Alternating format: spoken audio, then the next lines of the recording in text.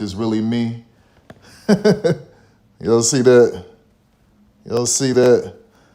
That's CFWBGODBAD. Y'all see that? Y'all see the jury over the leather gloves?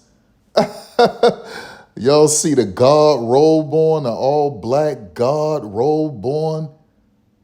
100% linen? Y'all see that? Y'all don't even see the little boots and what I'm wearing underneath it. Y'all see the locks? That's when they was just growing real good. And then I had them things shoulder length. I had some fat ones. I tied them together, made them fat. Y'all see the well, y'all can't really see them shades, but this was next level right here. This right here was next level. I've been doing jewelry over rings since God knows how long, but yeah. Man, these people, boy, I swear, dog, they can never catch up. I'm too fast, dog. They can't catch up. They can't catch up. All these years later, this still unique. You got the jury over the ring, over the leather gloves. Wait, I got the jury over the leather gloves. I'm out here with priestly robes on. And it's just one of my many robes. And this dated to me. I knew this would end up eventually being a future at some point eventually, but you understand? Like, this serious, dog. It's serious. Little God robe on, man. Like, elite jury over the leather gloves. Locks hanging out the shiesty. This before dudes was wearing shiesties. Locks hanging out the shiesty, man. People weren't ready, man. Dudes were not ready, boy. They were not ready. That's serious right there. That's serious.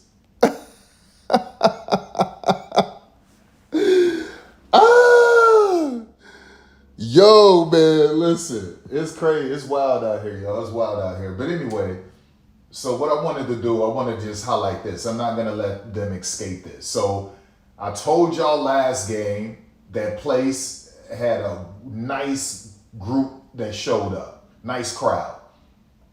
But they were mostly Puerto Ricans showing up to see Team Puerto Rico. So we saw against Senegal, it looked like 200. Now, someone in the comments said that looked less than 200. I said, I'm being generous saying 200 against Senegal, right? So then against Puerto Rico, I said it'll be a lot of people showing up because it's Puerto Rico. They're playing Puerto Rico. They're in Puerto Rico. Puerto Ricans are going to come out to watch them, which is what happened. So to see if Caitlin Clark could bring them out, it is a Saturday. It's a Saturday in Puerto Rico. It's damn good weather. I know it because Angel Reese showed herself by the water and was like, I thank God for this life. So it's great weather in Puerto Rico on a Saturday.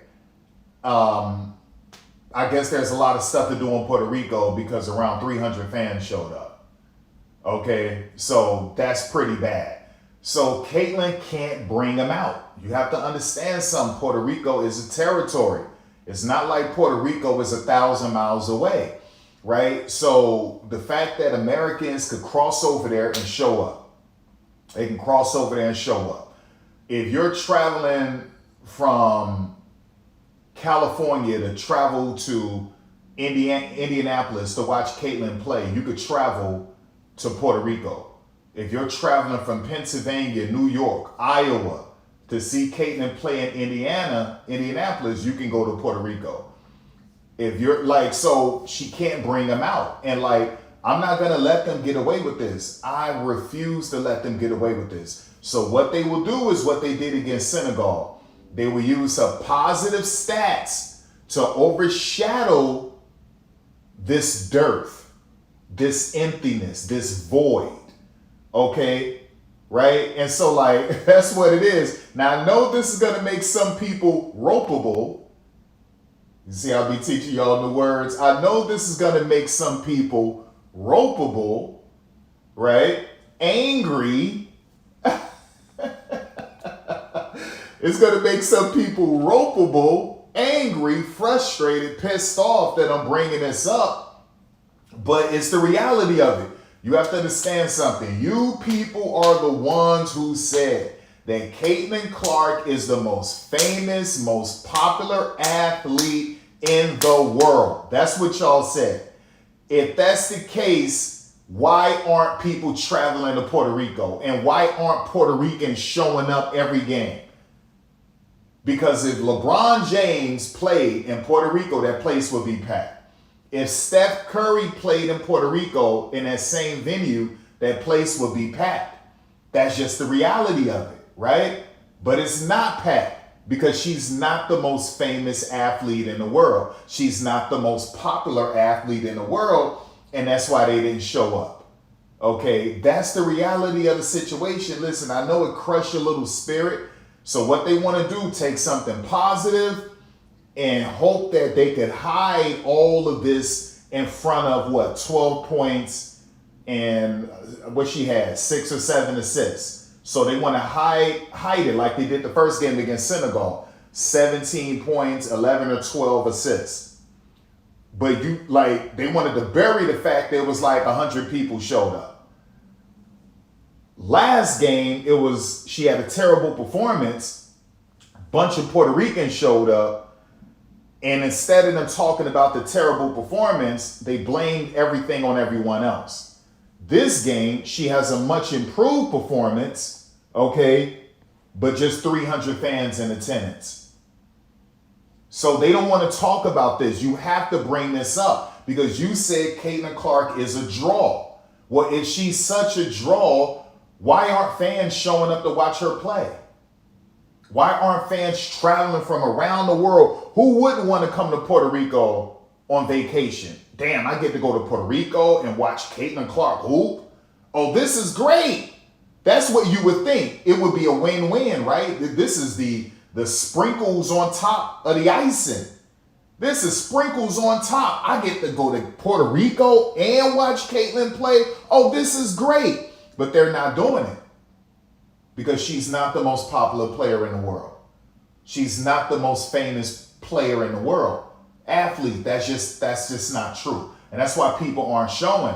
Also, people aren't showing for 2 other reasons. Number one, they don't know which Caitlin are they going to get. Are they going to get the Caitlin against Puerto Rico? Are they going to get the Caitlin in 2025? 27.9%. 36% from the field, 5 turnovers, 2 of 30, whatever, shooting on the road, 0 of 8 on the road or something like that. Like, they don't know what Caitlin they're going to get. So it's like, why should I take this chance of coming to Puerto Rico and I don't know which Caitlin is going to show up. So I don't know if I really want to do that. Okay.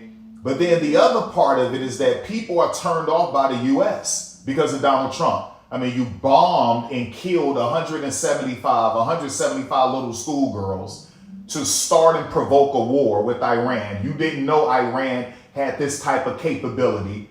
You didn't know Iran had this type of planning and strategy and scheme and tactics. You had no clue. You thought you were messing with some rinky-dink nation, and Iran is a nation that's been around for what, 6,000 years? Okay, like Iran is in the Bible, right? So like Iran is literally in the Bible. They're in the book of Daniel. They're in the book of Isaiah. They're in the book of Ezekiel. Like Iran is in a book of Revelations. Like, like I don't know what you thought. Iran is in the book of Genesis. So I don't know what you people thought. Like, so I guess America's 250 years old? Israel was a state formed so that America and NATO could have a strong foothold in that region and potentially control the oil as well. And so they brought over a bunch of Polish people from the land of Khazar and brought them over there to that land and flushed out the Palestinians and surrounded them with a bunch of nuclear weapons and missile defense systems and flooded them with American hard-earned taxpayer dollars. And they only been around for 70 years? So you thought that you could destroy and take over something that God ordained and had in the Bible Listen, Iran or Persia, whatever, listen, they're all over the Bible. They're all over the Bible. So you went and bombed a school and killed 175 innocent little girls. So you can provoke a war in hopes that you could keep Israel secure forever in that region, because that's Israel's only true threat. Because you had bases and everything else set up with all of these other nations over there. So all you needed to do was get rid of Iran. And you can control the Straits of Hormuz, like everything would be perfect. That's what y'all thought. And you said there's no other way we could start this war if we don't do something so disgusting and shameful. So let's kill a bunch of schoolgirls and then let's kill their supreme leader. That's definitely going to piss them off. And we're going to beat them, right? And then Iran is just whooping y'all, whooping today. Donald Trump begging other countries to help him fight and so that he could take control of the Straits of Hormuz. Man, and these other nations saying, no, it's an illegal war. It's an illegal war. You didn't get approval from Congress. This war is 100% illegal. This was murder and robbery. This was a home invasion with a murder as you invaded the home. And you tried to rob, but you didn't realize the people in this home got lightning,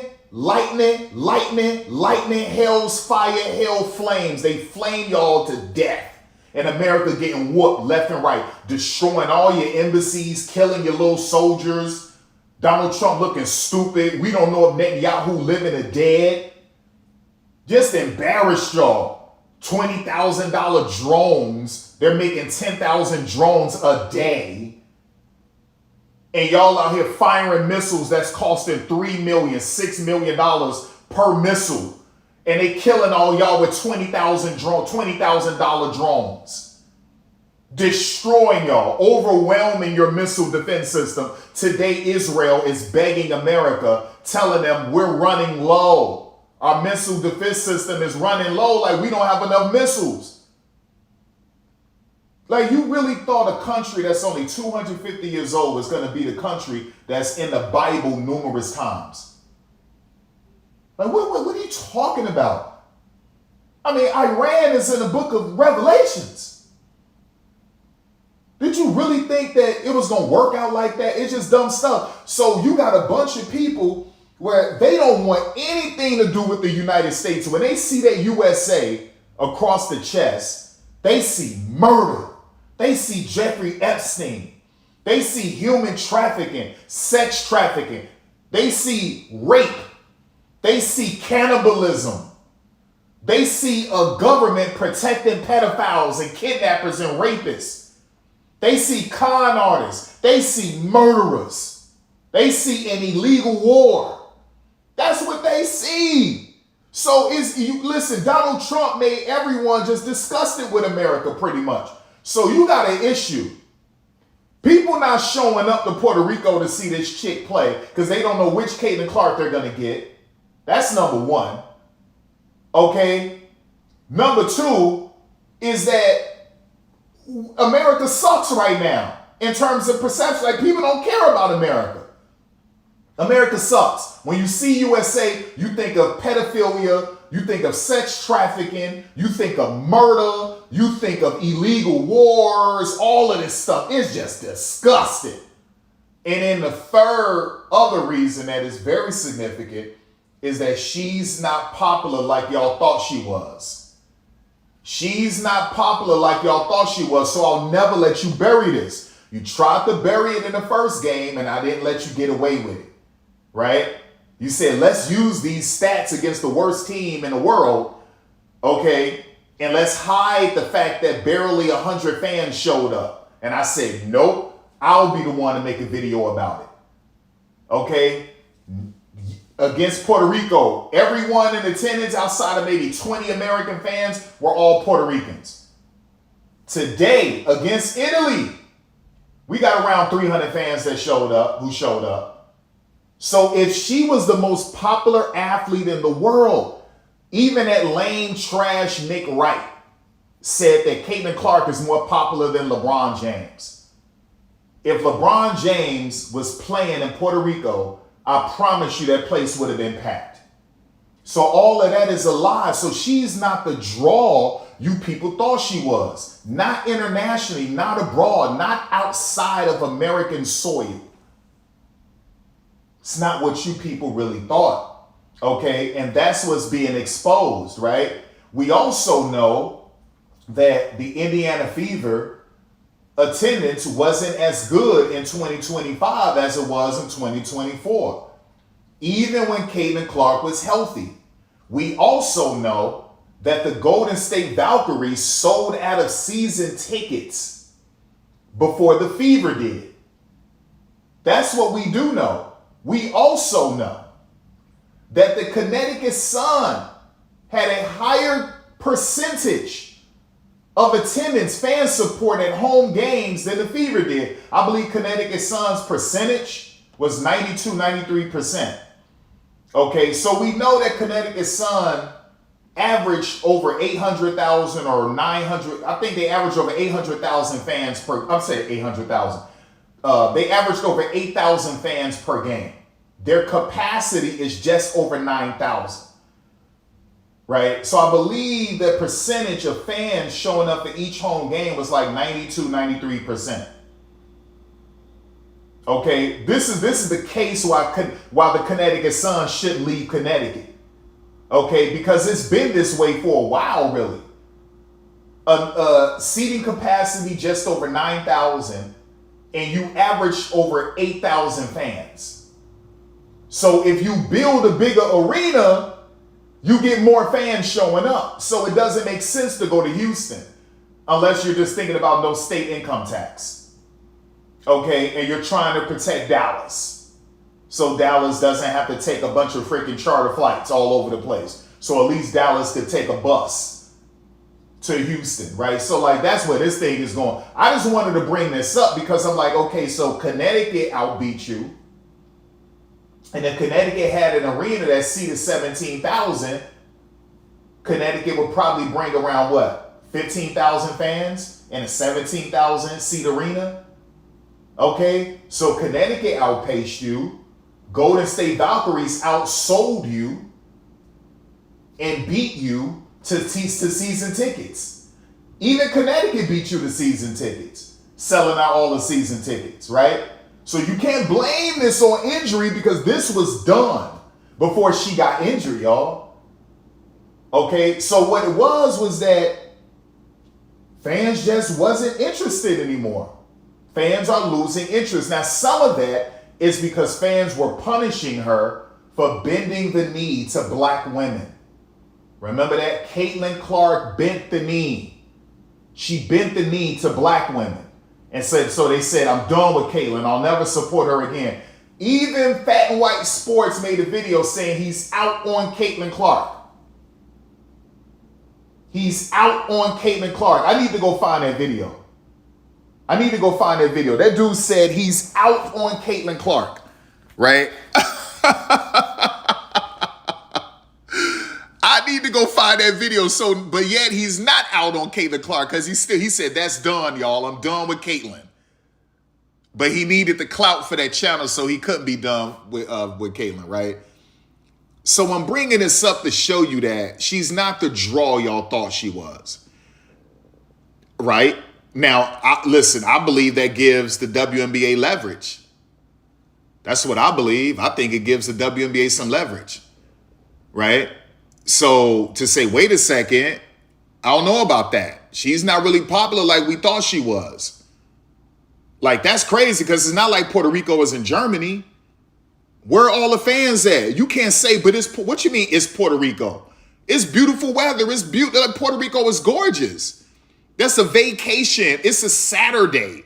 You mean to tell me Americans said, I'm not going to travel across the street to Puerto Rico on a Saturday where there's beautiful weather to watch CC play? They said, man, screw that chick. I'm good. I'd rather stay in the States and do something else. And in the rest of the world, it's like, why should we flock to see USA when what they're doing to Iran is just disgusting? What they did to those schoolgirls, disgusting. Like, why? Like, no, these people are protecting the Epstein files. Hell no. There's what, over 3 million or 2.5 million more files they won't release. Pam Bondi said around 60% of the files she won't release is a bunch of child porn where all of these men are having sex with these little girls. And so what you mean you won't release it? We don't want to see it, but you need to release that to people who do need to see it so they can investigate these people and charge them. So it's most likely Bill Gates is having a little girl to give him some face or something like that. That's essentially what's going on. But they don't want to release that because Bill Gates means too much to America's economy. So that's why the world isn't eager to flock to Puerto Rico to take a vacation to watch Caitlin Clark play. That's one of the reasons, because Donald Trump screwed you. The American government, his administration screwed you. The other reason is that Caitlin Clark isn't entertaining anymore the way she was coming out of Iowa or her rookie year. She just isn't. And you don't know which Caitlin you're going to get. Right? Okay. And then the main reason is that she just not who y'all thought she was. She's not popular like that. Not outside of America. She not really popular like that.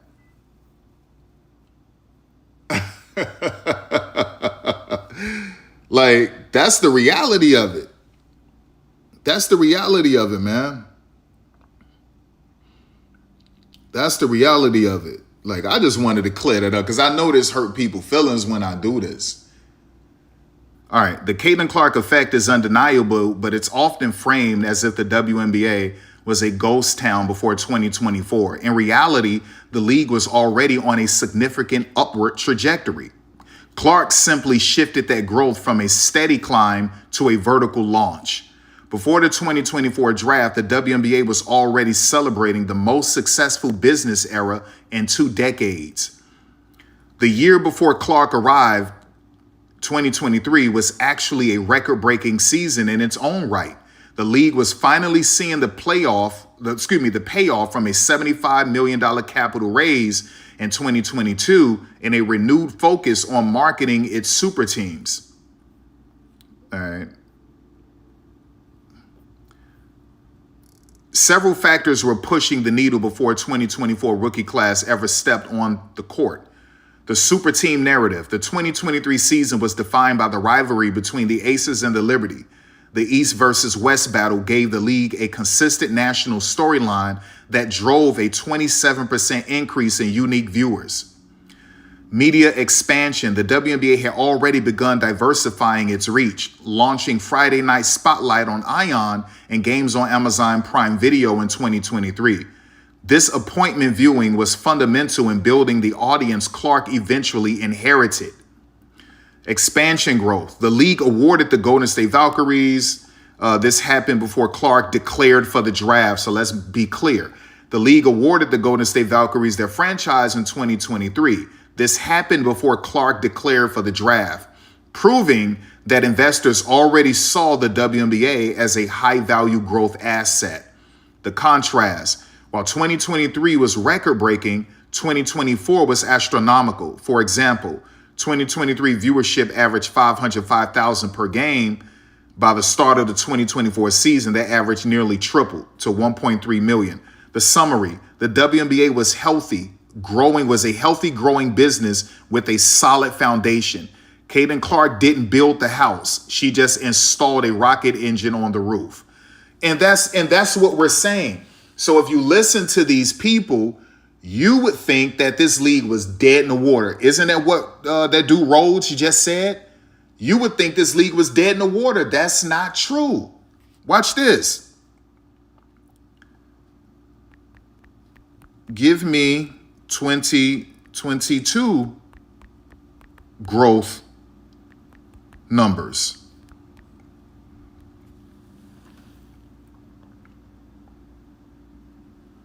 Well, no, you're wrong.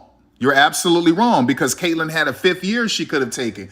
Right? So like you're dead wrong about that. So I don't think you know what year over year means. I mean, this league has been growing since 2020, year over year, and it's been significant. So I know you're a booty eater, Tomas, right? And you hate that, or whatever your name is.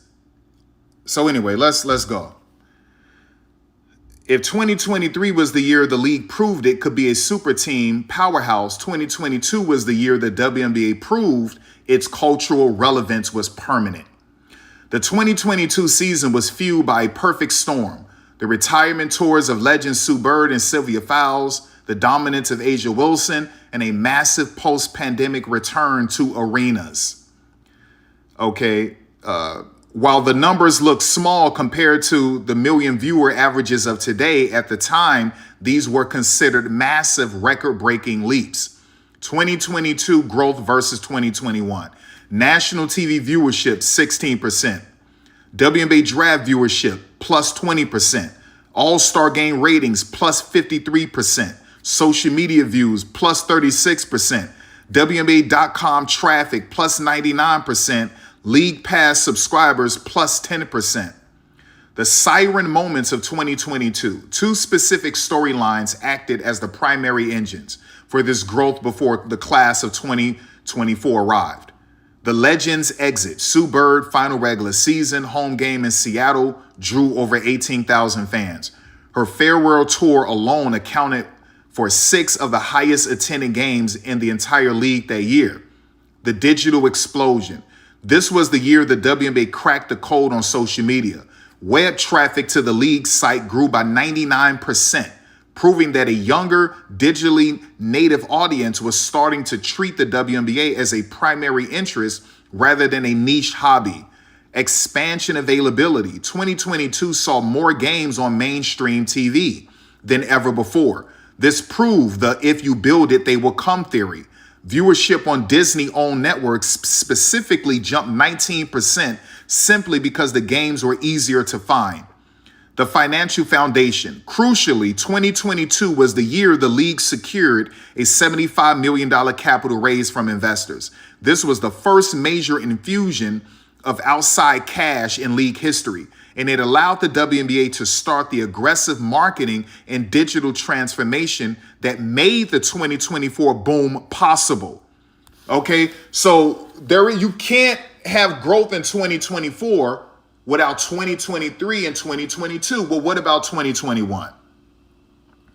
Give me 2021 growth numbers,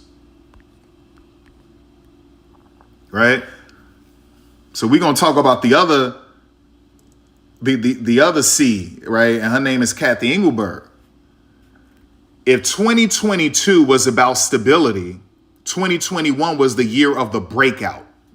This was the league's 25th anniversary season, and the growth numbers were explosive, largely because the league was successfully transitioning out of the bubble, the 2020 COVID bubble, and back into the cultural mainstream. The growth in 2021 was actually percentage-wise higher in many categories than the growth seen in 2022. 2021 growth stats, the 25th anniversary boom. The league saw a massive spike in interest as fans returned to arenas and the Sabrina Ionescu era began to take hold in New York. Regular season was up 49% viewership. WNBA playoffs was up 63%. WNBA finals was up 23%. Merchandise sales were up 50% and social media engagement up 36%. The Sabrina factor and legacy rivalries. Before Caitlin Clark, Sabrina Ionescu was the primary herald of the modern era. 2021 was effectively her true rookie year after her 2020 season was cut short by injury. Jersey King. Sabrina Ionescu had the #1 selling jersey in the league in 2021, marking the first time a player in their second year topped the list since the early 2000s. The orange hoodie phenomenon. This was the year the WNBA orange hoodie became a global fashion staple, consistently ranking as the best-selling item on the WNBA store and appearing on everyone from LeBron James to Naomi Osaka. Why 2021 mattered. Number one, the Chicago Sky narrative. Candace Parker returning to her hometown of Chicago and winning the championship was a fairy tale storyline that the league leveraged to drive massive local and national interest. Broadcast frequency. This was the first year of the expanded partnership with Google and an increased slate of games on ABC. The league saw that accessibility equals growth. A single regular season game on ABC, the Storm versus the Sky, drew 755,000 viewers, which was the highest for any regular season game in 9 years at that time. Digital maturity. The league began treating social media as a highlight engine rather than just an announcement board.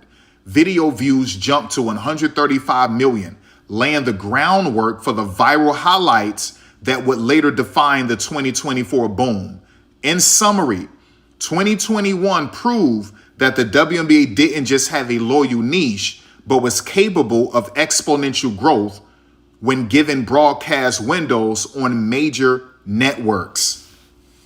Right? So watch this. So you see how, and even 2020 numbers blew out 2019 numbers. So Kathy Engelberg gets in this league, and every year we see robust, significant growth. And then you pair Kathy with Asia and with Caitlin and with these other stars, and his league takes off in 2024, right? So listen, you can't exclude Kathy, you can't exclude Asia, or you can't exclude the other dominant stars in his league. And you can't exclude Caitlin either. So you want to show love to you got to show love to Kathy, because Kathy and Asia Wilson and some of these other stars built the house. Caitlin, like they said, put a rocket backpack on the house and somehow took it, out of this world. And like but the house wouldn't be here without Kathy and without these women. That's a fact. That's an absolute fact. Okay. Yeah. But ratings were good in 2020 because everyone was in the house watching TV, right? Everyone was in the house watching TV. So the ratings in 2023 was good too. So what I want to do is this. No, watch this, you guys. Watch this. Ratings for the 2021, 2020, 2022, and 2023 seasons were much better than ratings for shows on FS1, ESPN, NFL Network, NBA TV, USA Network, and some others. Watch this. Right? So this is to Ben Daniels and the rest of them saying, oh, the WNBA trash, nobody watched it. And yet he's quoting Nick Wright and Stephen A. Smith when the WNBA was beating them out in many respects, right? And they're still beating everything out on FS1 if it's not like NASCAR or something. Look, you've hit a fascinating point about how niche versus mainstream sports are perceived. Long before the 2024 boom, the WNBA was already outperforming established cable sports staples. By the 2023 season, the WNBA's average viewership of 505,000 wasn't just good for women's sports, it was beating the brakes off the average viewership for many major cable networks' flagship programming. The WNBA versus the cable giants from 2021 to 2023.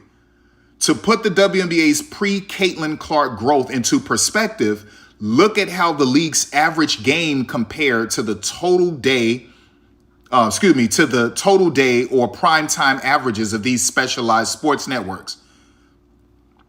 WNBA average, WNBA national average, 505,000. WNBA comparison, nothing. FS1, total day, 150,000 to 250,000. WNBA pool, 2 times the audience. NBA TV. This is NBA TV, y'all, 40,000 to 80,000. WNBA pool, 6 times to 10 times the audience. NHL regular season average. This is the NHL, y'all. 373,000. WNBA has consistently higher.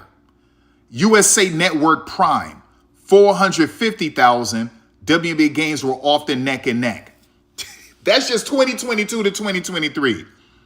Why the comparison matters, the networks you mentioned, FS1, NFL Network, and NBA TV, often rely on studio talk shows like Speak or Total Access, which frequently struggle to maintain a 200K average. By contrast, the big event pool, even in 2022, the WNBA All-Star Game pulled 734,000 viewers. Listen, y'all, in 2022, the WNBA All-Star Game pulled 734,000 viewers, outperforming many MLB regular season games on FS1 and almost any live event on NFL Network. The WNBA is beating out the NFL, Major League Baseball, and the National Hockey League in 2022. Let's finish. The floor was rising. In 2021, the league's low average was 306,000. Even that figure was higher than the average viewership for many mid-tier college football games on ESPNU or FS2. Wait a second. So in 2021, fresh out of COVID, the WNBA was beating out college football on ESPNU and FS2. Oh my gosh, hold up. So Ben Daniels looking stupid right now. Black and white sports, he looking dumb. They're all looking stupid, right? Rachel Demita looks stupid because she's throwing up all of these leagues in everyone's face, right? And saying no one cares. Like, she looks dumb right now, right? The hidden success of 2023. The WNBA's 2023 season was particularly telling because it reached 36 million unique viewers across all networks. This proved that while specialized networks like NFL Network have a very dedicated core, the WNBA had much broader reach into the general public. In short, the WNBA had already moved out of the niche category years ago. It was already a top-tier cable asset.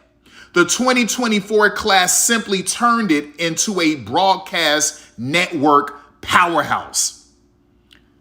Like, what are we talking about, y'all? What are we talking about? Right? Like, in that span, the WNBA beat many shows, on ESPN and ESPN2. Let's go.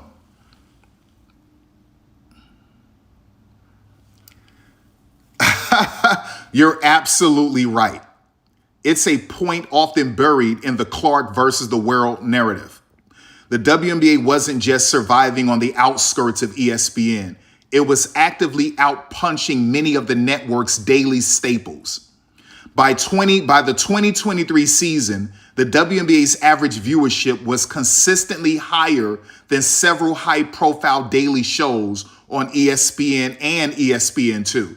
The head-to-head comparison 2023 data.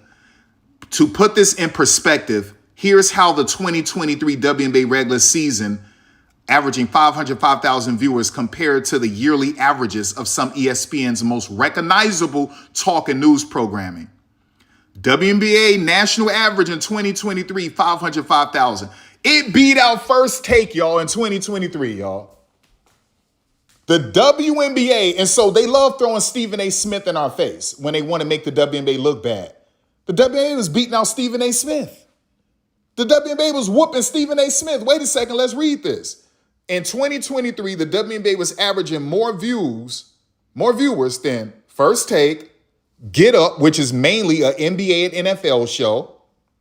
NBA Today, that's the NBA. Like Black and White love throwing the NBA. You wouldn't be anywhere without the NBA. Well, the WNBA is beating the NBA. Sports Center. Sports Center is where you go to see baseball, hockey, golf, football, basketball, cricket, freaking racing, whatever. You go to Sports Center for that. It was beating out Sports Center, and it was beating out NFL Live, the great NFL. The king of America for sports is the National Football League. Their top show is NFL Live, and the WNBA, a women's professional basketball league, was beating out NFL Live on ESPN, not ESPN2. Not a re-airing on ESPN2. No, NFL Live. The WNBA was beating it out. This is pre-Caitlin Clark. Okay, so let's finish. Why is this significant? Beating the morning giants for years, First Take has been the gold standard for sports talk for sports talk success. The fact that the WNBA regular season average edged it out in 2023 is a massive testament to the league's foundational strength before the 2024 draft class arrived. Outperforming NBA-specific content. The WNBA consistently outperformed NBA Today in 2023. This suggests that the WNBA had already moved beyond being a secondary basketball product and was standing on its own as a primary draw for viewers. The ESPN2 gap. On ESPN2, the gap was even wider. Many of the rerun or specialized hobby programs on the Deuce struggled to break 150,000. And all of those shows are mostly talking about male-dominated male sports. So the WNBA is just murdering ESPN2 when all they do is talk about male sports. In 2022, let's go back. On ESPN2, the gap was even wider. Many of the rerun or specialized hobby programs on the Deuce struggled to break 150,000 viewers. WNBA games appearing on ESPN2 were frequently doubling or tripling the network's standard time slot average. The peak versus the average. While the averages were impressive, the peak moments were when the WNBA really separated itself.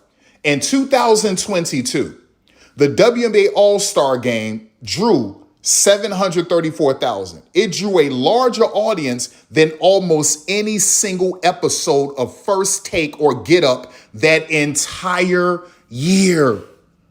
So in 2022, the WNBA stepped on the skulls of First Take and Get Up on ESPN the entire year, that game.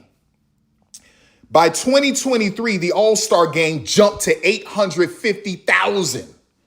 Putting it in the same territory as major regular season MLB games or high-profile NHL matchups. The bottom line, the WNBA didn't just show up with Caitlin Clark.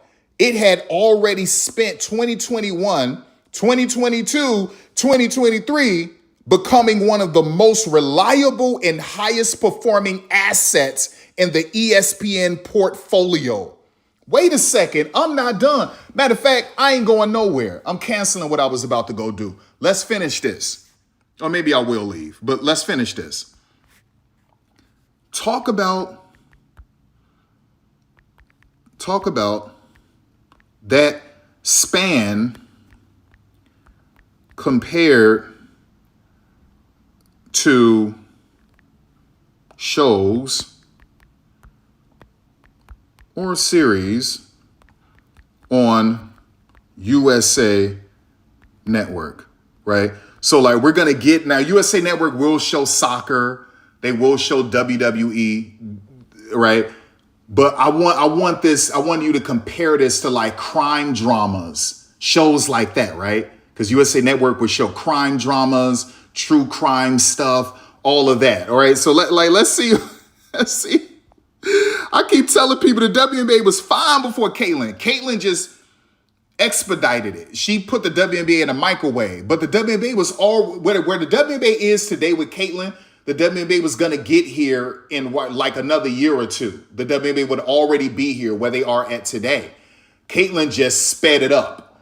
But the WNBA was fine before Caitlyn. Like, it wasn't an issue. That's why I want people to understand. So if Caitlyn Clark left today, the WNBA would be just fine, right? So let's go. Let's go. Comparing the WNBA to USA Network shows between 2021 and 2023 reveals a fascinating shift in how the league moved from niche cable content to a powerhouse sports asset. While USA Network is anchored by the massive juggernaut of WWE Raw, the WNBA's average games were already outperforming a significant chunk of USA's original scripted and unscripted series. The slam dunk comparison, WNBA versus USA series. By 2023, the WNBA regular season, averaging 505,000 viewers, was outdrawing the average daily performance of the entire USA Network and even certain fan favorite shows. Oh my God, y'all. Now, y'all know USA is Universal, it's NBC, right? It's connected with Lifetime and Hallmark and all of that, right? Did y'all just read this?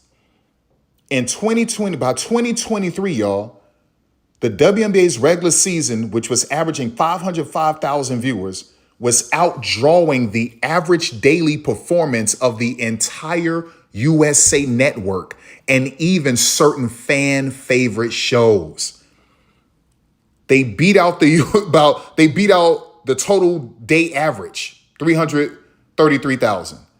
They beat out Chris Knows Best. They beat out Ms. and Mrs. They beat out Chucky season 2 and 3. Like, look at this. Look at this. Key takeaways from the data. The live event advantage. USA Network scripted shows like Chucky or their reality spinoffs often struggle to reach the 500K mark consistently. The WNBA's floor was higher because live sports command a must-watch now audience that general cable series have lost to streaming. USA's network's prime time, even USA's prime time average in 2023 was roughly 458,000. The WNBA regular season on ESPN ABC 505K was beating the average performance of one of the most successful basic cable networks in America during its most valuable hours. Now, the WWE is the exception. You're going to get in the millions in that one. While USA is the perfect benchmark, USA is often used as a bellwether for the health of cable TV. The fact that a growing sports league like the WNBA was already outperforming the average viewership of a top 20 cable network by 2023 proves that the league's foundation was rock solid. The WNBA wasn't just a women's sports story.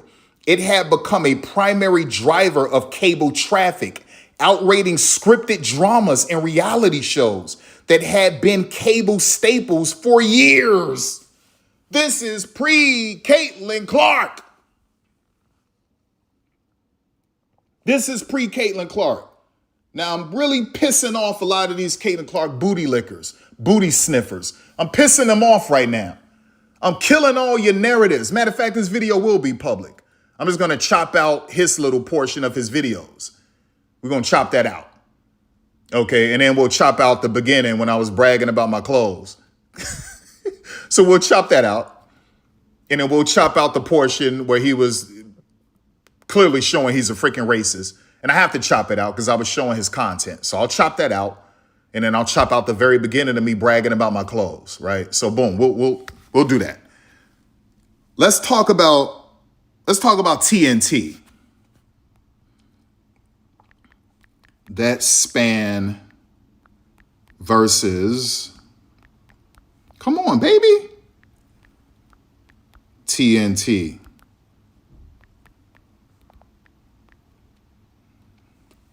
Let's go. Because some people see TNT as much better than USA Network, and that's fair. So let's check it out. In the 2021-2023 span, the WNBA was effectively playing up a weight class. While TNT is famous for its high-budget NBA coverage and blockbuster movies, the WNBA was already outperforming a significant portion of the network's specialized and live programming. By 2023, you know the average, 505,000, was a more reliable ratings draw than many of TNT's non-NBA sports and original series. WNBA versus TNT Other Sports. TNT often hosts mid-tier sports like the NHL or professional wrestling. Before Caitlin Clark was even drafted, the WNBA was already beating or rivaling these established men's sports properties. On TNT, they were beating out the NHL regular season. The WNBA regular season was beating out the NHL regular season. If you tell that the roles to freaking Black and White and Ben Daniels and Rachel Demeter, they're going to lose their minds. The WNBA was destroying them. The WNBA was beating AEW Rampage. And the WNBA was beating Major League Baseball. This is all pre-Caitlin Clark. The TNT drama gap. Outside of its sports block, TNT relies heavily on procedural reruns like Castle or Lucifer and original dramas.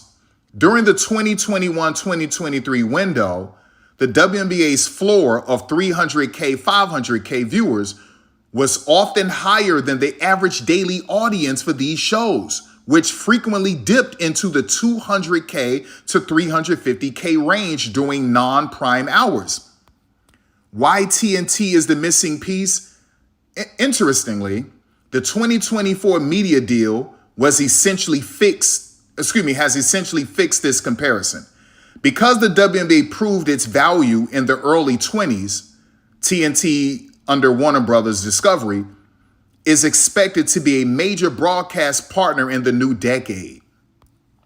The pre-Caitlin Clark respect. Networks like TNT don't bid millions on a league unless they see years of data proving the audience is already there. The 49% growth in 2021 was the proof of concept that got these massive cable players interested. Not Caitlin. Caitlin didn't get them interested. It was 2021. The playoff power. In 2023, the WNBA Finals averaged 728,000 viewers. Wait a second. In 2023, the WNBA Finals averaged 728,000 viewers. Ladies and gentlemen, this is pre-Caitlin Clark. This is pre-NCAA tournament with Caitlin.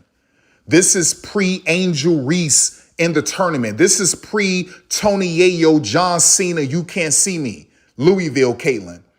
This is pre-Angel Reese chasing Caitlin Clark around. This is pre-Caitlin waving off Raven Johnson.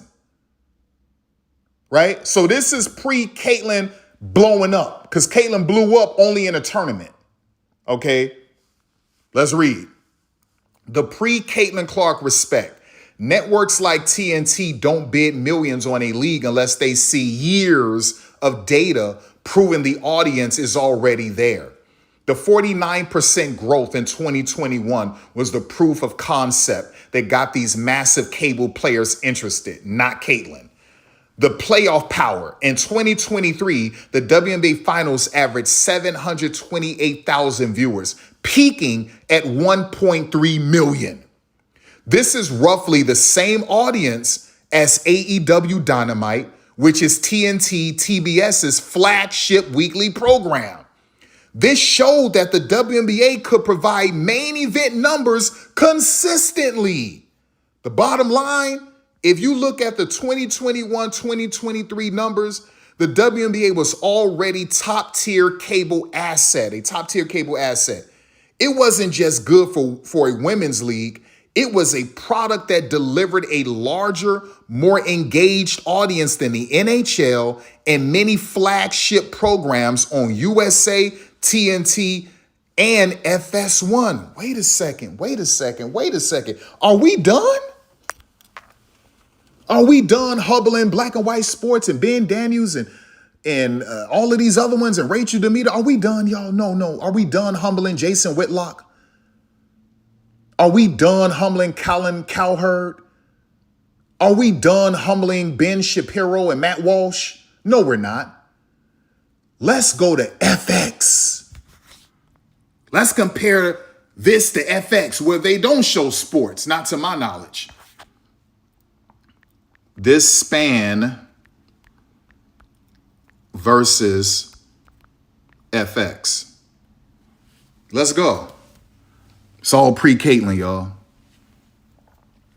Let's go. And then I'm going to do something awesome when I'm done. Y'all going to be like, wow, that's amazing. And y'all should like take a screenshot of it when I'm done. Y'all going to be like, wow, that's amazing. Watch this.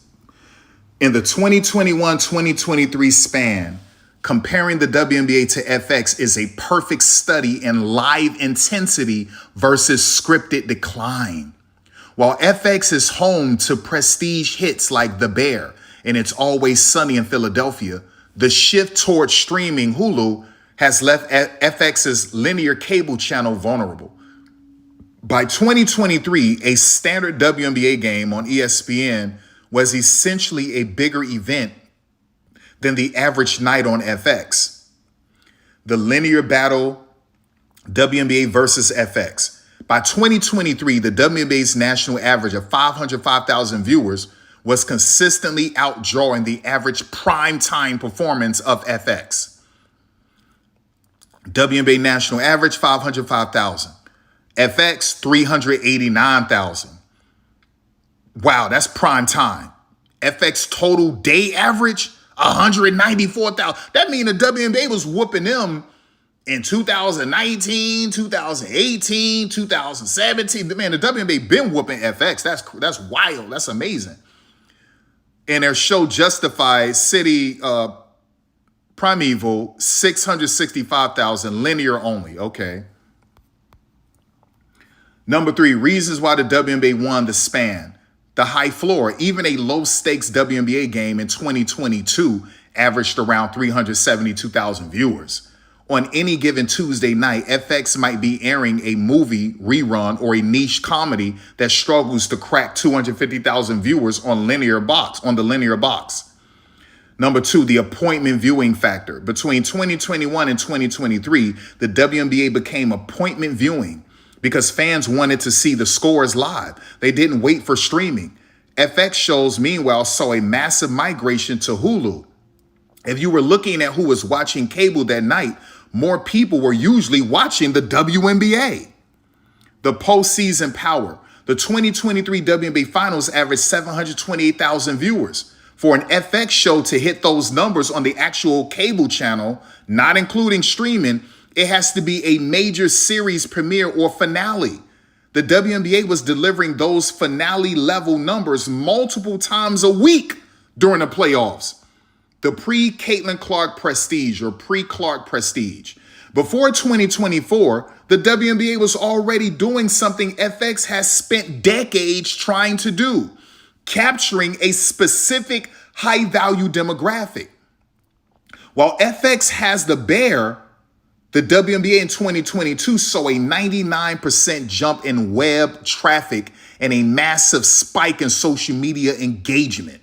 This digital energy made the WNBA a more attractive prospect for advertisers than many of the legacy cable channels like FX, which were seeing their linear audiences shrink by double digits every year.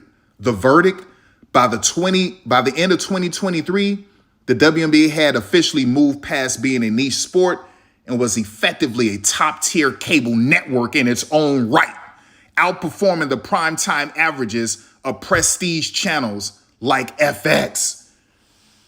Oh my God. listen, like, what we doing, y'all? What we doing? What we doing? What we doing? Like, I'm killing these people right now. I just murdered all of them. So if you remove Caitlyn from the equation, the WNBA is just fine. It's not an issue. The WNBA been outperforming your favorite networks for years before Caitlyn jumped in this league. These networks was always going to stick with the WNBA without Caitlyn because they was doing it before. He talking about Caitlyn Clark retire. I swear to you, the WNBA will be just fine. Don't need her. Even with unlikable players. Don't need her. Don't need her. Right? Don't let me do a comparison to VH1, blow them out the water. Don't let me do MTV or BET, blow them out the water. Like, their views were blowing a lot of shows on CNN out of the water. MSNBC out of the water. Do I really need to go there? Do I need to go to like TLC and HGTV? Do I need to go to Lifetime, Hallmark? Like, what y'all want? I need to go to PBS. Like, what do y'all want? WNBA been doing numbers, y'all. Been doing numbers. Long before Caitlyn Clark jumped in this league. I just had to kill all of these people, y'all. I killed them all. They're dead. They don't exist anymore. They're dead. What you're hearing is some little white noise, some little echoes screaming from hell. Caitlyn Clark is the goal, go. But you're in hell screaming that because CFWB killed you and buried you. I just murdered all your narratives. I killed your agenda. It's dead. It's gone. Without the WNBA, Caitlyn Clark isn't worth $20 million. She came into this league worth $4 million.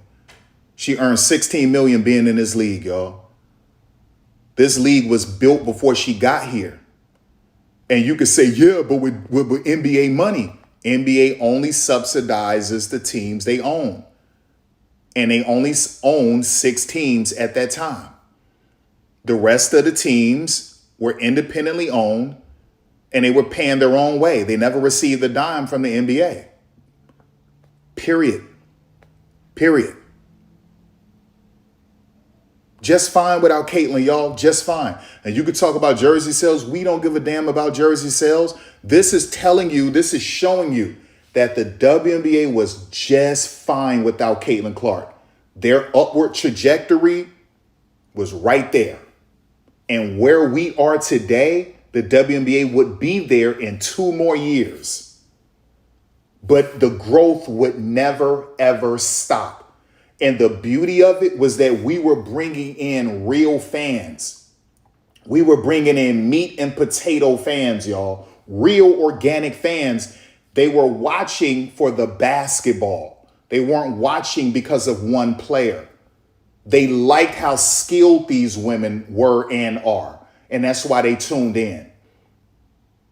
Caitlyn brought a bunch of STDs with her. She brought a bunch of racist people, hateful, cruel, mean-spirited trolls, grifters, and clout chasers. That's who Caitlyn brought with her. Some nasty people. The WNBA, before Caitlyn, just brought people that wanted to see high-quality basketball. Think about that. Think about that, y'all. Right? So before I end, I'm going to do 2 more things.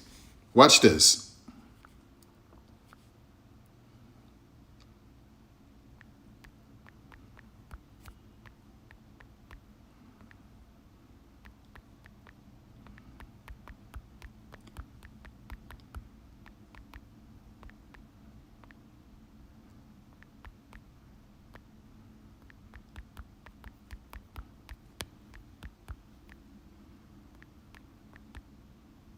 Come on, baby.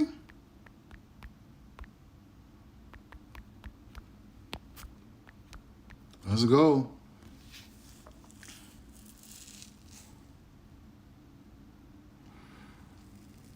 If you look at the WNBA as a business, Kathy Engelbert isn't just the commissioner. She's the architect who built the foundation for the current skyscraper. Oh my God. Oh my God. So like, y'all gonna stop hating on Kathy. If you look at the WNBA as a business, Kathy Engelbert isn't just a commissioner. She's the architect who built the foundation for the current skyscraper. Before her, the WNBA was often treated like a charity project of the NBA. Since she took over in 2019, she has treated it like a high-growth tech startup. Her background as the CEO of Deloitte was exactly what the league needed to stop surviving and start scaling. Here is a breakdown of why she deserves the lion's share of the credit for the 2021-20 through the 2026 era. The 2020 CBA, the turning point. Early in her tenure, she negotiated a landmark CBA that wasn't just about pay, it was about legitimacy. Triple pay, she tripled the salary cap and max salaries for top players. Point number 2, progressive benefits. She introduced maternity leave, child care stipends, and improved travel conditions. Point number 3, the message. This signaled to the sports world that the WNBA players were elite professional athletes who deserved an elite infrastructure. Number 2, the $75 million capital raise in 2022. This was arguably her biggest Deloitte-style win.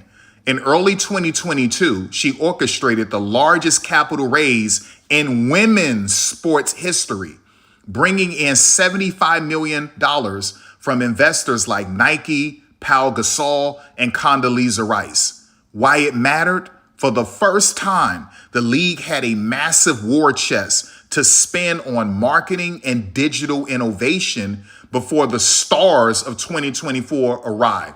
So what some of you don't know is that before Kathy did that, we had one person in charge of marketing for the entire league. Now you got to get credit to Donna Orender for creating the WNBA app, but it was so terrible, y'all. And we weren't using money to market our stars. We didn't have any money. And we had one person in charge of marketing, right? And so Kathy had to get that money so she could fix the WNBA app, the website, so she could hire more people in marketing and for social media. And then so she can use this money to tell stories around these stars on commercials and other avenues. Like, that's what it was. That's why it was so significant. Without that capital, you don't get the growth of 2022 and 2023. And Caitlin doesn't step into a thriving league in terms of its growth. So, all right. Why it mattered. For the first time, the league had a massive war chest to spend on marketing and digital innovation before the stars of 2024 arrived. Valuation. This raise valued the league and its teams at approximately $1 billion, a figure that made traditional sports media take the WNBA's growth potential seriously, right? Number 3, the expansion masterclass. Under Kathy Engelbert, the league finally broke its 15-year expansion drought. She didn't just add teams, she created a bidding war. In 2025, the Golden State Valkyries launched as the 13th team. In 2026, the league is expanding to 15 teams with the addition of the Portland Fire and Toronto Tempo. The future, she has a roadmap to reach 18 teams by 2030 with Cleveland, Detroit, and Philadelphia on the horizon. Number 4, the $2.2 billion media deal. Kathy Engelbert's greatest legacy might be the 11-year, $2.2 billion media rights deal announced in 2024. Tripled revenue. The deal pays about $200 million per year, more than 3 times the previous $60 million per year agreement. Mainstream distribution. By securing long-term slots on Disney and Amazon Prime Video, NBC, all of that, she ensured the league would be unavoidable for a decade. Wow. The silent growth. While the world talks about the Caitlin Clark effect, Kathy Engelbert was the one who increased the regular season from 36 games to 44 games and expanded the playoff format to a best of 7 for the finals. She created more inventory for fans to watch, which brings in that money, effectively doubling the league's revenue from roughly 102 million to 200 million plus, even before the 2024 TV deal kicked in. Without Engelbert's business first approach, there wouldn't have been a high definition primetime stage ready for the 2024 class to step onto. Man, salute Kathy Engelbert. That's why when I got this channel back after 7 years, I named it the WNBA and Kathy Engelbert versus everyone. And this is when everyone was worshiping Nafisa Collier and Nneka K and believing that they were right. And I said, let me break down this CBA to y'all real quick. Let me tell you what's in this CBA. Let me tell you what this league has been doing. And then let me educate you about Kathy Engelbert. And then everyone's mind changed. Now, I said, and one last thing to do, and then I'm going to show you something amazing. I want you to take a screenshot, right? Watch this. Watch this.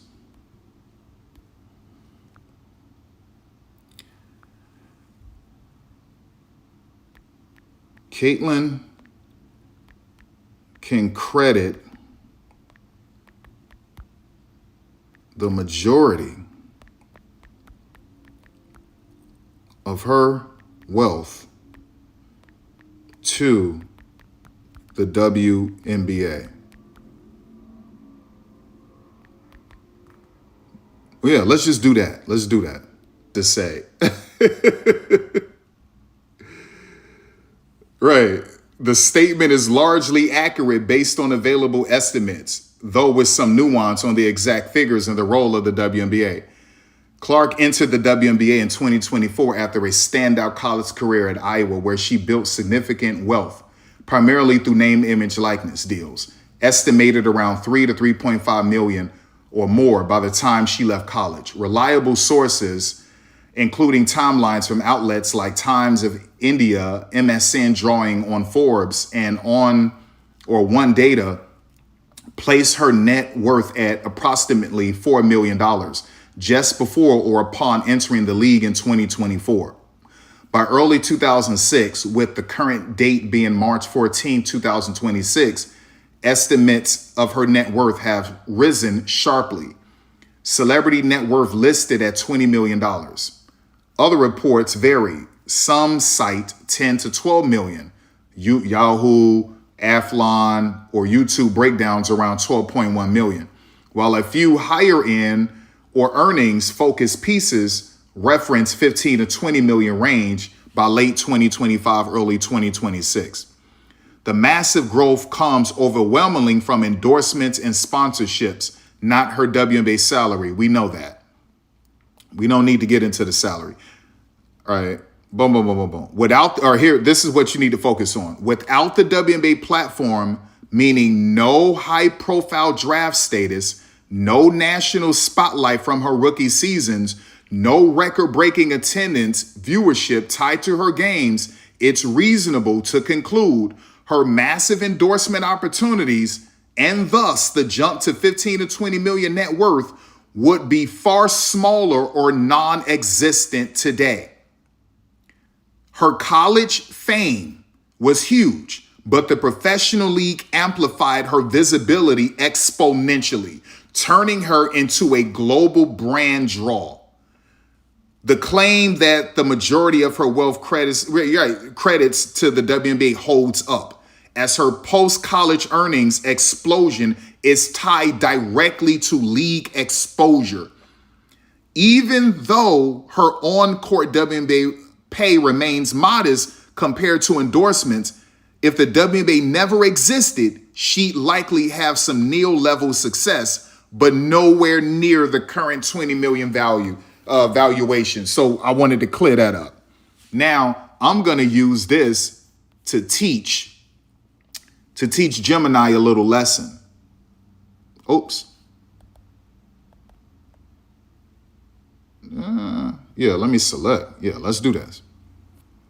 So we're going to copy this. I'm going to press it 2 times just to make sure. Now, let's humble Gemini real quick. I got to humble you, Gemini, real quick. Grok says this. Let's go. AI versus AI, y'all. Let's go.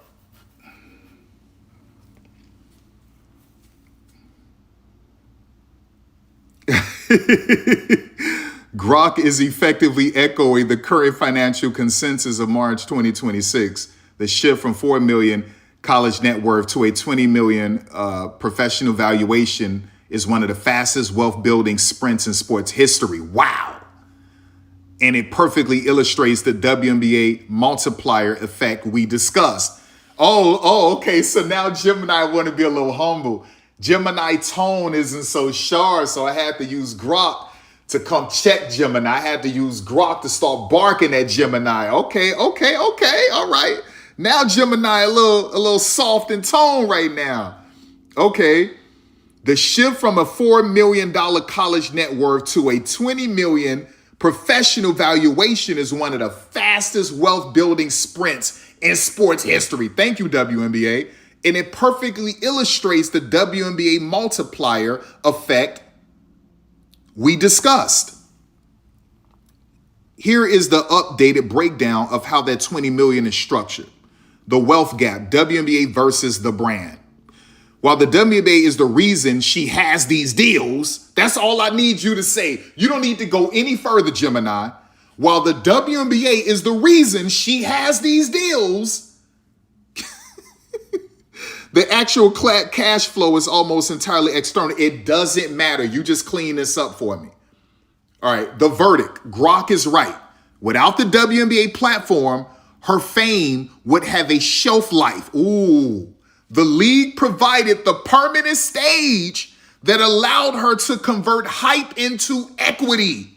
Man, stop playing with me, y'all. Stop playing with me. Caitlin, you need to be giving credit to this league. You wouldn't have 20 mil. You wouldn't have 20 M's right now without this league. It just wouldn't. I need y'all to read that one more time. The verdict, Grok is right. Without the WNBA platform, her fame would have a shelf life. The league provided the permanent stage that allowed her to convert hype into equity. What are we talking about? And let's go back right here one more time. One more time, y'all. Let me highlight that real quick. Let's highlight that. Let's highlight that. Let's highlight that. Let's highlight that. Let's stop it at deals. Let's stop it at deals. Let's stop it at deals. While the WNBA is the reason she has these deals, let's say that again. While the WNBA is the reason she has these deals, let's say that one more time. While the WNBA is the reason she has these deals, and then let's go to the verdict. Grok is right. Without the WNBA platform, her fame would have a shelf life. The league provided the permanent stage that allowed her to convert hype into equity. Man, stop playing with me. Stop playing with me. Man, salute to the WNBA, salute to Kathy Engelbert, salute to all of these women who came before Caitlin, Black, white, Native American, Hispanic, Asian, you name it, indigenous, it doesn't matter. Listen, Shoni Shumble, salute, all of y'all, all of you, every president we had that did everything they could, all of y'all, salute, salute, salute. Because Caitlin Clark is now worth $20 million because of everything y'all did. You understand? I just want to say that now here come the beautiful thing of all of this, right? Because it just killed black and white sports, point. It just murdered Ben Daniels and Rachel Demita. It murdered them. Now I want y'all to take a screenshot of this. Watch this. Because I'm going to save it. I'm going to save it. I need y'all to take a screenshot. Paint a picture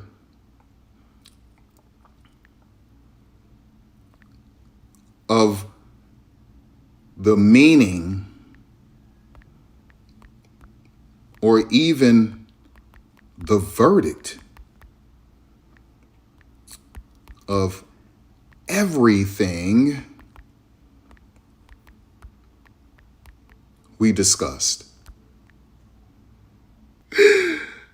Listen, I had a conversation with Gemini months ago about some things, and he painted me this beautiful image, man. It was beautiful. All right, there you go, Gemini. Jesus Christ. Can I put this in landscape? There it is. Y'all see it? All right, so take a screenshot, man. Take a screenshot. Can I blow this up? All right, we'll keep it like that. Take a screenshot. The Foundation 2021-2023. 75 million capital raise, 49% viewership boost, 25% growth. It's showing 23 growth. The Foundation, the Catalyst and Multiplier 2024-2026. You see Amazon, ESPN, a media deal. The Clark Effect, Ty lifts all boats, the Catalyst and Multiplier, the Market Verdict. Is this, all right, I'll say that one, but I think Gemini could do better than that. I think you can, Gemini, I just think you can do so much better than that, Gemini. Let's try again. Let's get another image from him. Let's make Gemini try one more time. Listen, I think I'm going to have to ask Grok. Like, I just want you from your own intelligence. Paint me something surreal, abstract. The meaning, the vertical, the substance of what we spoke about. Put it on canvas. Make a painting of it. Okay. All right, this is nice. Oh, come on, baby. All right.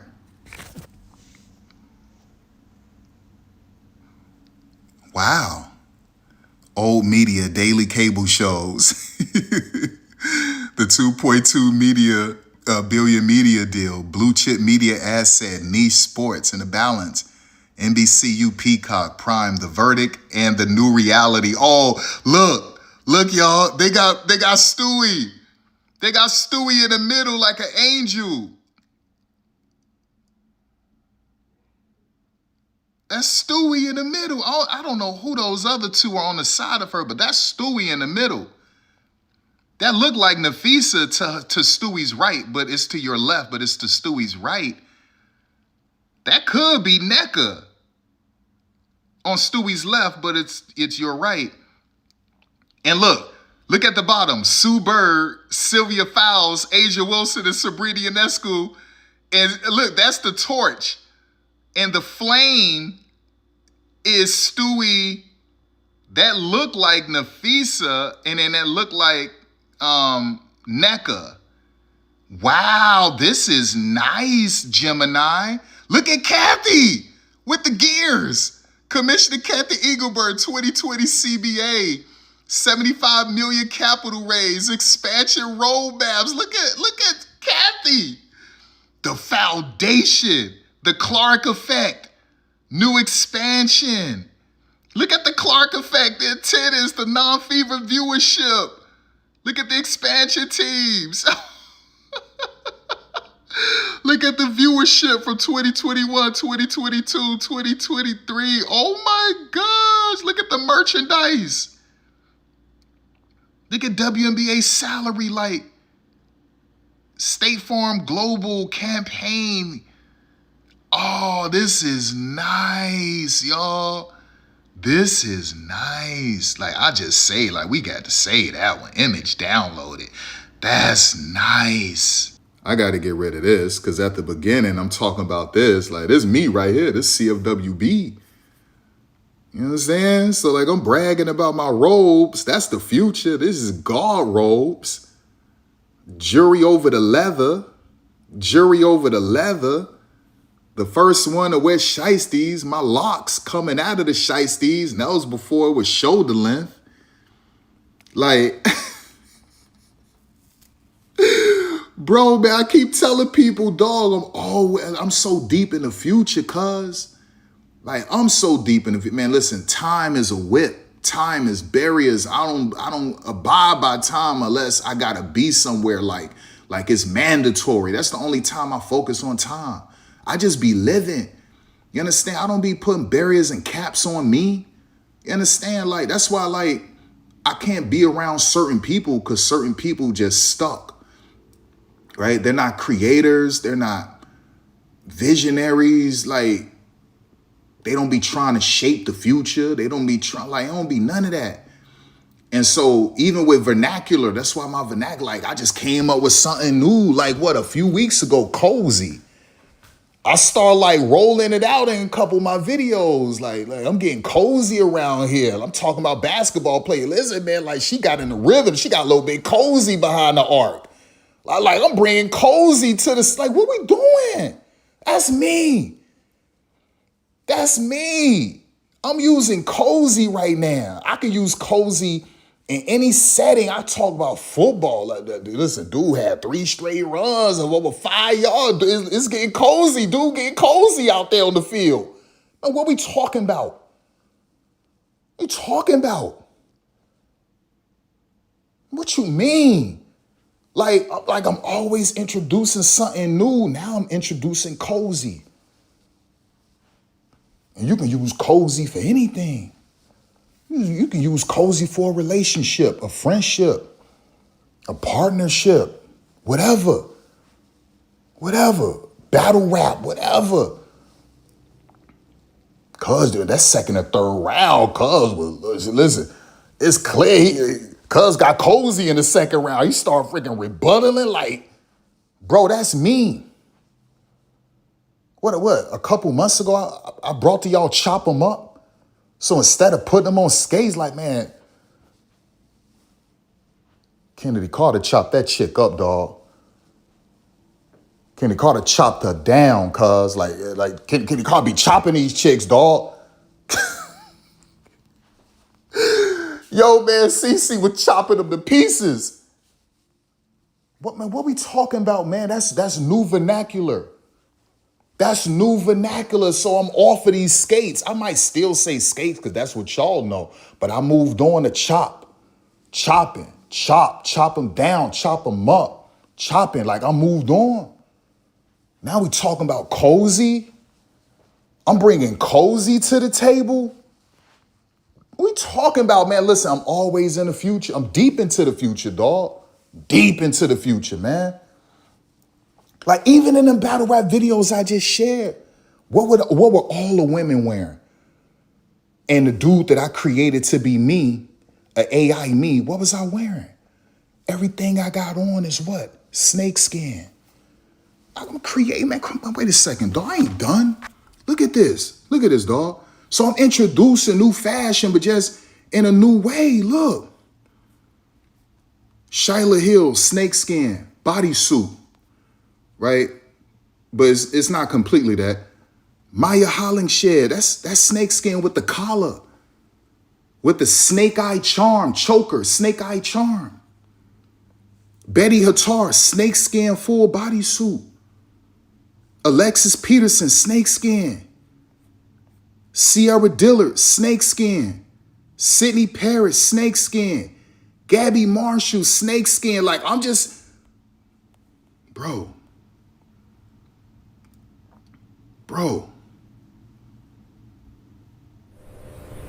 Bernadette Hattar is 6'10" and can do everything. We must sign her. Let's go. Let me go to my girl. Let me go to my girl Bernadette. Let me go to my girl Betty. Show my girl Betty. Oh, no. I want y'all to see the whole fashion. I made a video showing all of their fashion. Was it this one at the end? Let me go to this one. I made one showing all of their fashion, dog. Not this one. Hold up. Was it this one? Oh, yeah. So check it out. Check it out, man.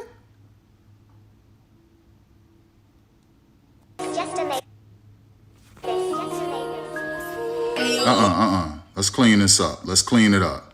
Come on, baby. Jesus, let's clean it up. All right, it's already cleaned up. It's already cleaned up, right? Let's go back a little bit. Just to make this.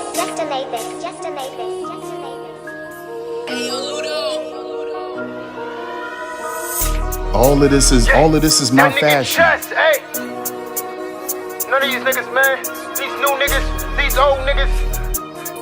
I'm everybody cake. All y'all niggas gon' get it. On God. You niggas lucky I'm in the mood. Easy, I don't give a fuck if you the captain low, nigga. I'm the general. I got some hitters in Philly too. It ain't nothing for me to run into you. I know who your bitch is too. She used to be like my sister too. If she picking you, she could get it too. Ask Hurricane what she finna do.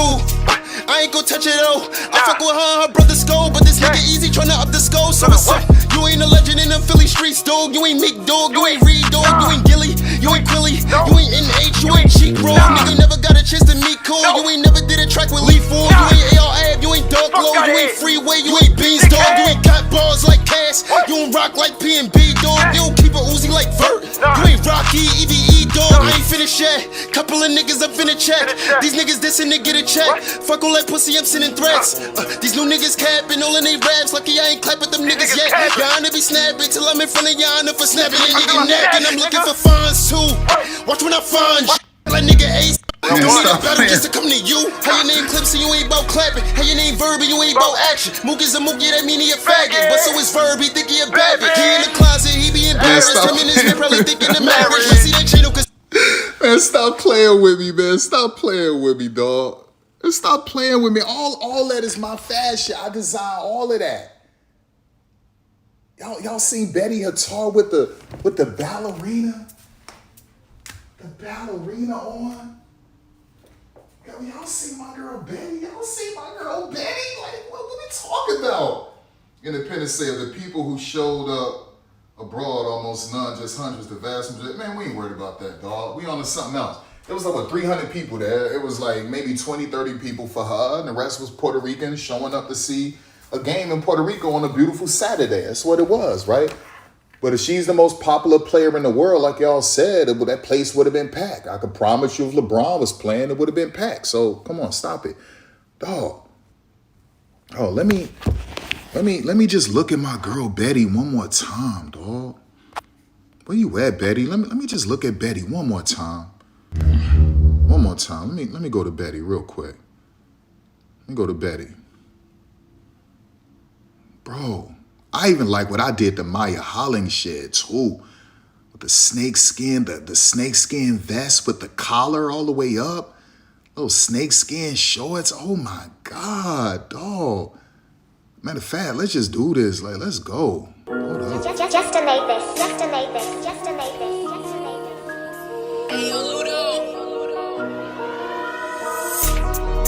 Yeah, that nigga chest, hey.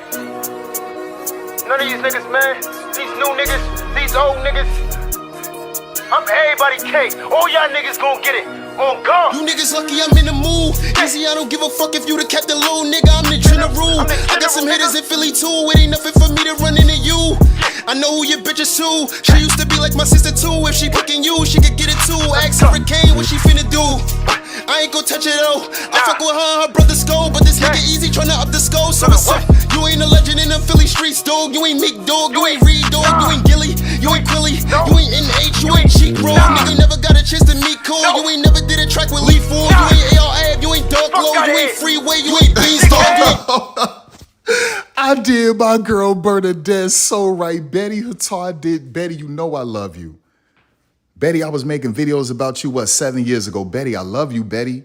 Betty, I've been making videos about you for almost 10 years, Betty. Dog, did y'all see? Listen, I told Grok to make her walk with her hands on the hips so you could really just see the ballerina skirt, man. What we doing, dog? What we doing? Man, let's look at Betty again. All of this, how these women walk, what they wearing, their makeup, the glam, the glow, the icing on the face. I told Grok to do all of this. You see how Maya Hollingshed walk? I said, Grok, don't make her walk feminine. You understand? Don't make her walk feminine, right? But don't make her watch too, don't have her to be too butch though. I control all of this though. Man, look at Betty. Bring back Betty. ain't Quilly, you ain't NH, you ain't cheek roll. Nigga never got a chance to meet Cole. You ain't never did a track with Lee Ford. You ain't AR Ab, you ain't Dark Low, you ain't Freeway, you ain't Beanstalk, you ain't Cat Ball. And stop playing with me, dog. Am I the first one? At least maybe it's other people, but am I the first one to bring fashion to AI in terms of bringing these images to life and have them walking on a runway like that with designs that I came up with? Am I the first one? I mean, I'm pretty sure other people use AI for fashion, but did they bring them to life? Did they bring him, like, listen, I made her stand like this. I told Grok I wanted Shyla Hill to stand just like this. Everything she got on, her hair, everything. Man, wait a second. Like Cass, you don't rock like P&B, dog. You don't keep a Uzi like Vert. You ain't Rocky, EVE, dog. I ain't finished yet. Couple of niggas up finna check. These niggas. Bro, I told Grok to do all of that. See, now Gemini can't do that. So you see how Gemini couldn't, and you see how Grok couldn't beat Gemini with that painting. But Grok got Gemini with all of this. Oh man, come on, son. Let's go to Maya. Let's go to Maya. Let's go to Maya, dawg. Look at Maya. Look at that, y'all. And them short snake skin too. Them snake skin kicks too. Man, what we doing? Wait a second, go. Y'all see the choker with the snake eye, the ruby red snake eye for the charm and the choker?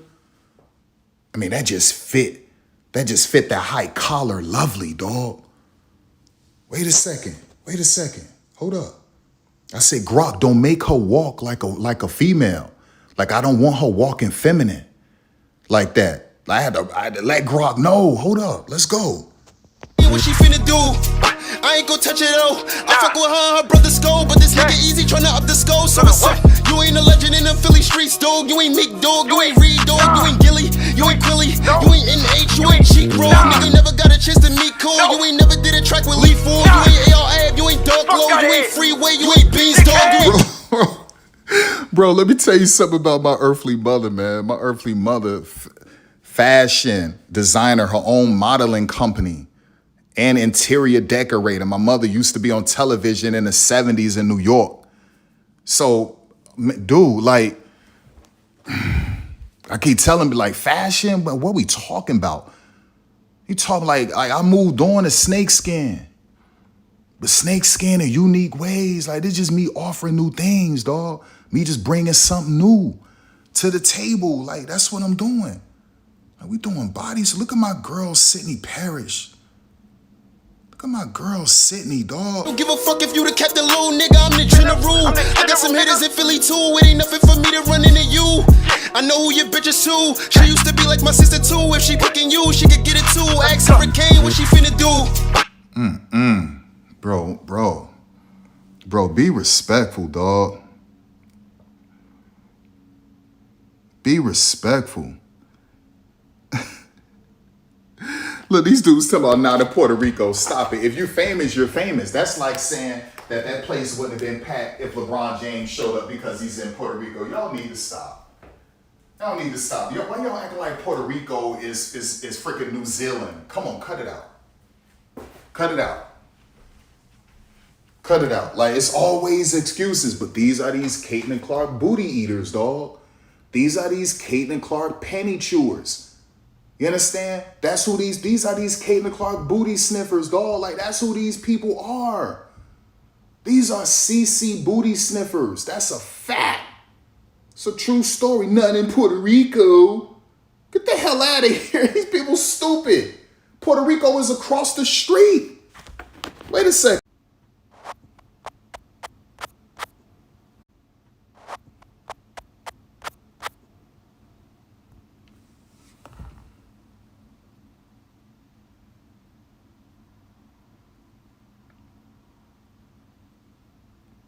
Okay, I think I'm back. Let me make sure. Let me make sure, y'all. Hold up.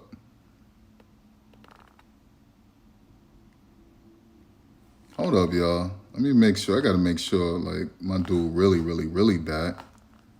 Make sure, like, we doing this the right way. I ain't trying to mess. I'm not trying to mess anything up. Make sure we got this done the right way. Right way. Let me see something real quick. Hey, we doing this the right way. All right. Yeah, dude talking about not in Puerto Rico. What you talking about? What you talking about not in Puerto Rico? Watch this. Watch this. No. Let's go here. Let's go here. Let's move that out the way. I don't know where that come from. The hell? Aldi glass tumbler. What the hell is that? Oh.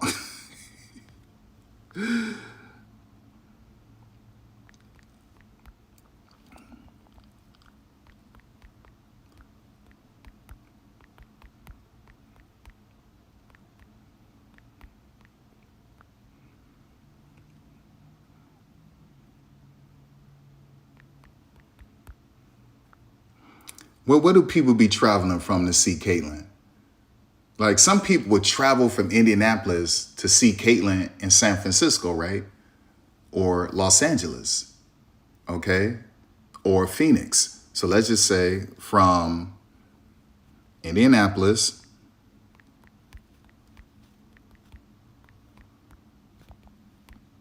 to Puerto Rico. Come on. Come on, baby. Damn. All right, let's go.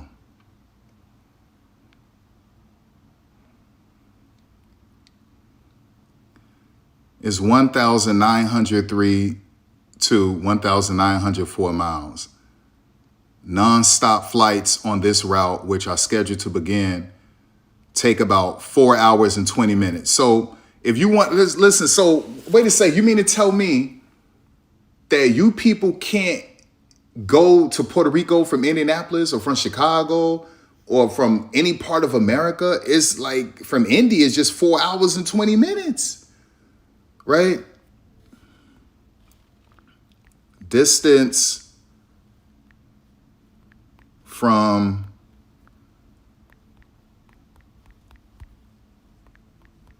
to Los Angeles.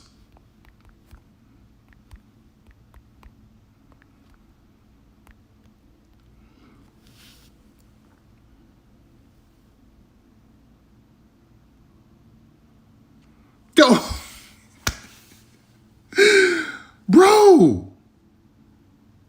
bro, that's essentially, listen,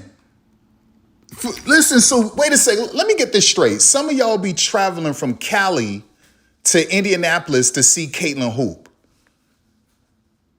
A flight nonstop is 4 hours and 40 minutes to 5 hours. So you mean to tell me y'all got a problem traveling to Puerto Rico when it's less time? It's what, 20, 30 minutes less time to go from Indy to Puerto Rico, but yet y'all be traveling from California to Indianapolis, and it take more time to do that. Man, stop playing with me, dog. We ain't doing all that. I'm not trying to hear none of that. Here go these Caitlyn Clark booty eaters out here talking about, but it's Puerto Rico. What you talking about? Y'all be traveling almost 5 hours to see her hoop. Y'all travel from Cali to Indy almost 5 hours, but you won't go to Puerto Rico, which is less time? What? Same with Vegas and Seattle and Phoenix. And like, that's what y'all be traveling from Seattle, Phoenix, Vegas, San Fran, Cali to Indy to see her hoop. And that's more than what it is to go see her hoop in Puerto Rico. And it was a beautiful Saturday. Weather was phenomenal. Just beautiful. And y'all said, nah. We ain't doing all that. Nah. We ain't doing all that. That's what y'all said. I'm not traveling. I'm not traveling in less time than it would take me to travel from Cali to Indy. It'd take me less time to travel to Puerto Rico than it does from Cali to Indy. But you know what? I'm not going to watch Caitlyn Clark play in Puerto Rico on a Saturday where the weather was perfect. Stop playing with me, y'all. Stop playing. Let me tell you something right now. Right? Your girl isn't the most popular player in the world. And that's why I made this video. The video was to show you that your girl isn't the most popular athlete in the world. Like y'all said. Y'all said Caitlin Clark is the most popular athlete in the world. I'm like, that's a lie. If Neymar showed up, that place is packed. That's if Ronaldo showed up, that place is packed. That's a fact. If Steph Curry showed up, that place packed. If LeBron showed up, that place is packed. There's no way that you could ever say that she's the most popular player in the world when 300 fans showed up yesterday against Senegal? Was it Senegal? Yeah, against Senegal, around 200. And then against Puerto Rico, 99% of the fans were Puerto Ricans. They were there to watch Team Puerto Rico.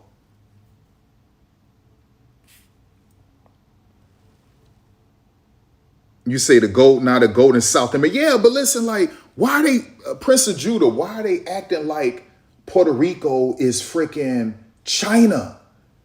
Like, why are they acting like Puerto Rico is like traveling to freaking Antarctica or something like that? Like, come on, y'all, stop, man. Man, that was Puerto Rico. That was Puerto Rico. What you mean? And then the dude bringing up Europe as if Puerto Ricans are racist, like towards white people. like what he's saying is like if Puerto Rico was Europe, it was a bunch of white people, then they would show up to see Caitlin. But because Puerto Ricans aren't white people, that's why they didn't show up to watch Caitlin. So he's saying that Puerto Ricans hate white people and Puerto Ricans are racist. And they didn't watch Caitlin play because she's a white woman. But if Caitlin goes to different parts of Europe, which is technically Asia, right? Isn't Europe actually Asia? Last time I checked, Europe isn't a continent, but anyway. So what he's saying is if Caitlin Clark went to freaking England, if she went to London, if she freaking went to Croatia, if she went to that's what he's saying, dog. If Caitlin went to freaking Croatia, more people would show up to see her than Puerto Rico because white people, Caucasians supporting Caucasians. Like, yeah, Prince is just wild to me. That's what he's saying. Like, look at his comment. This dude said, not in Puerto Rico, let CC and Team USA play in Europe and see what happened. So what he's saying, and then he's calling Puerto Rico a third world country, even though Puerto Rico is a territory. So that go to show you how dumb he is.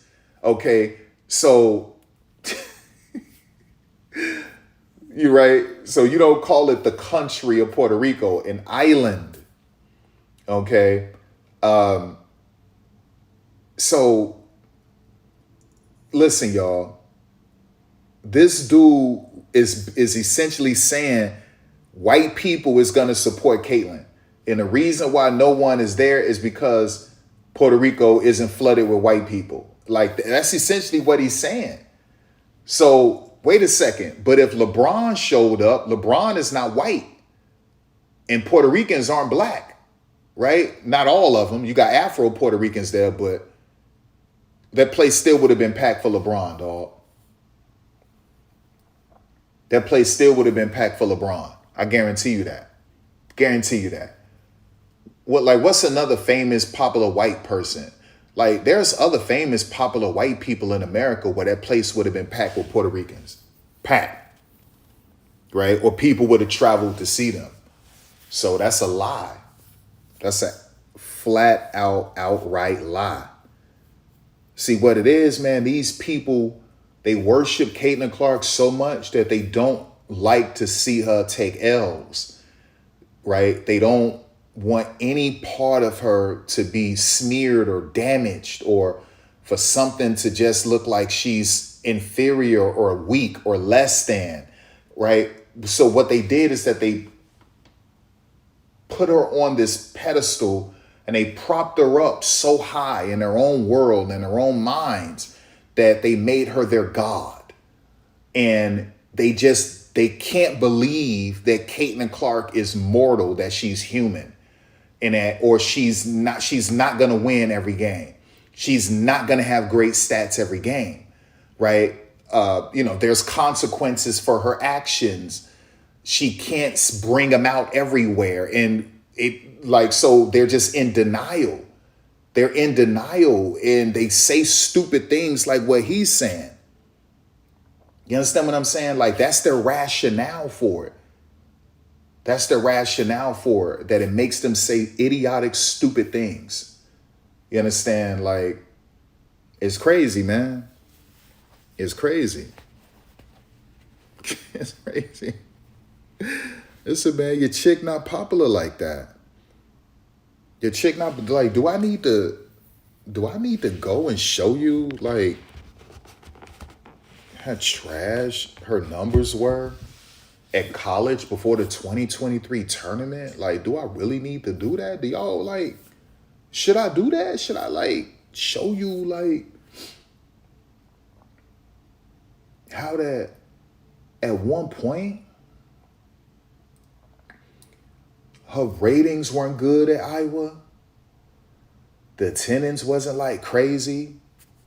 It's all before the 2023 tournament. It wasn't like that. Now, you excuse her freshman year because no one was showing up, right? No one could show up. It was in a pandemic. But sophomore year,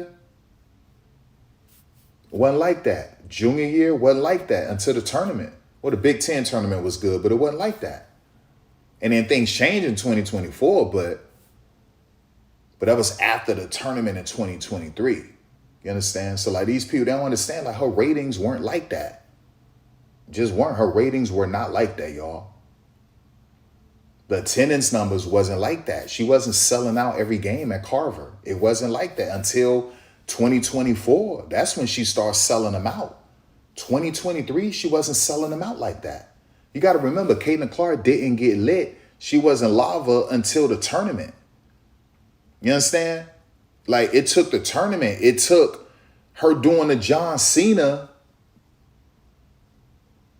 to Haley Van Lith. And it wasn't to Haley, it was to the bench, but everyone thought it was to Haley. And then it took her playing the predominantly all-black team, South Carolina, for her to wave off Raven. And then it took her to play the predominantly all-black team, LSU, and for Angel Reese to point to her ring finger.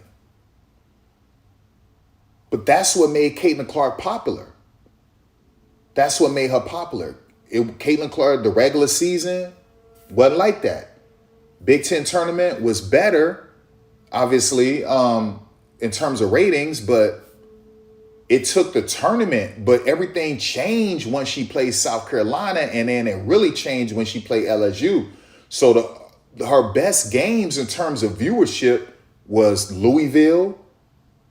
Okay, and then things really changed when she played South Carolina and then LSU, because America love a good black versus white race war. They love race wars, and they'll take a race war any way they can get it. However it looks, they'll take a race war.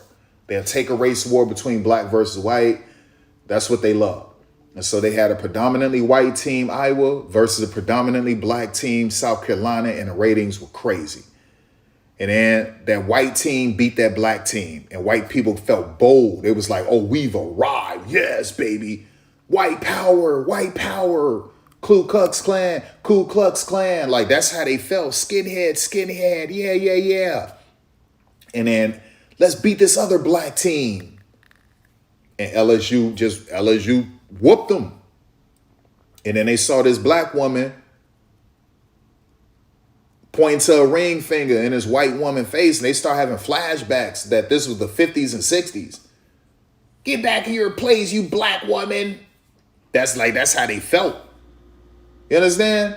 And that game went through the roof, the ratings. So that set the stage for 2024. That's when Caitlin started earning more money, and when she became more popular off of playing those two black teams, South Carolina, LSU. You see how black people opened the door for her? Man, we should get real creative and have a conversation with Grok about that. Not even Grok. Let's go to Gemini. Gemini might be a little more nice than Grok. Like, sometimes Grok will understand you, man. Like, you understand? Like, we'll do both. Let's go to Grok first, right? Let's go to Grok, right? Let's go to Grok. Let's go to Grok.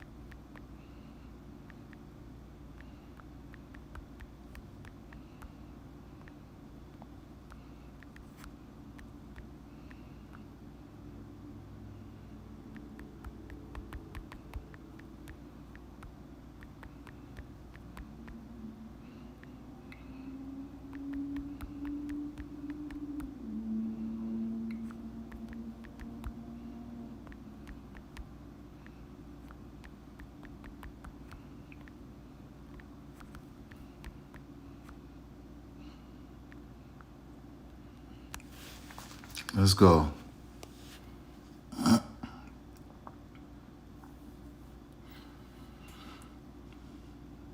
No.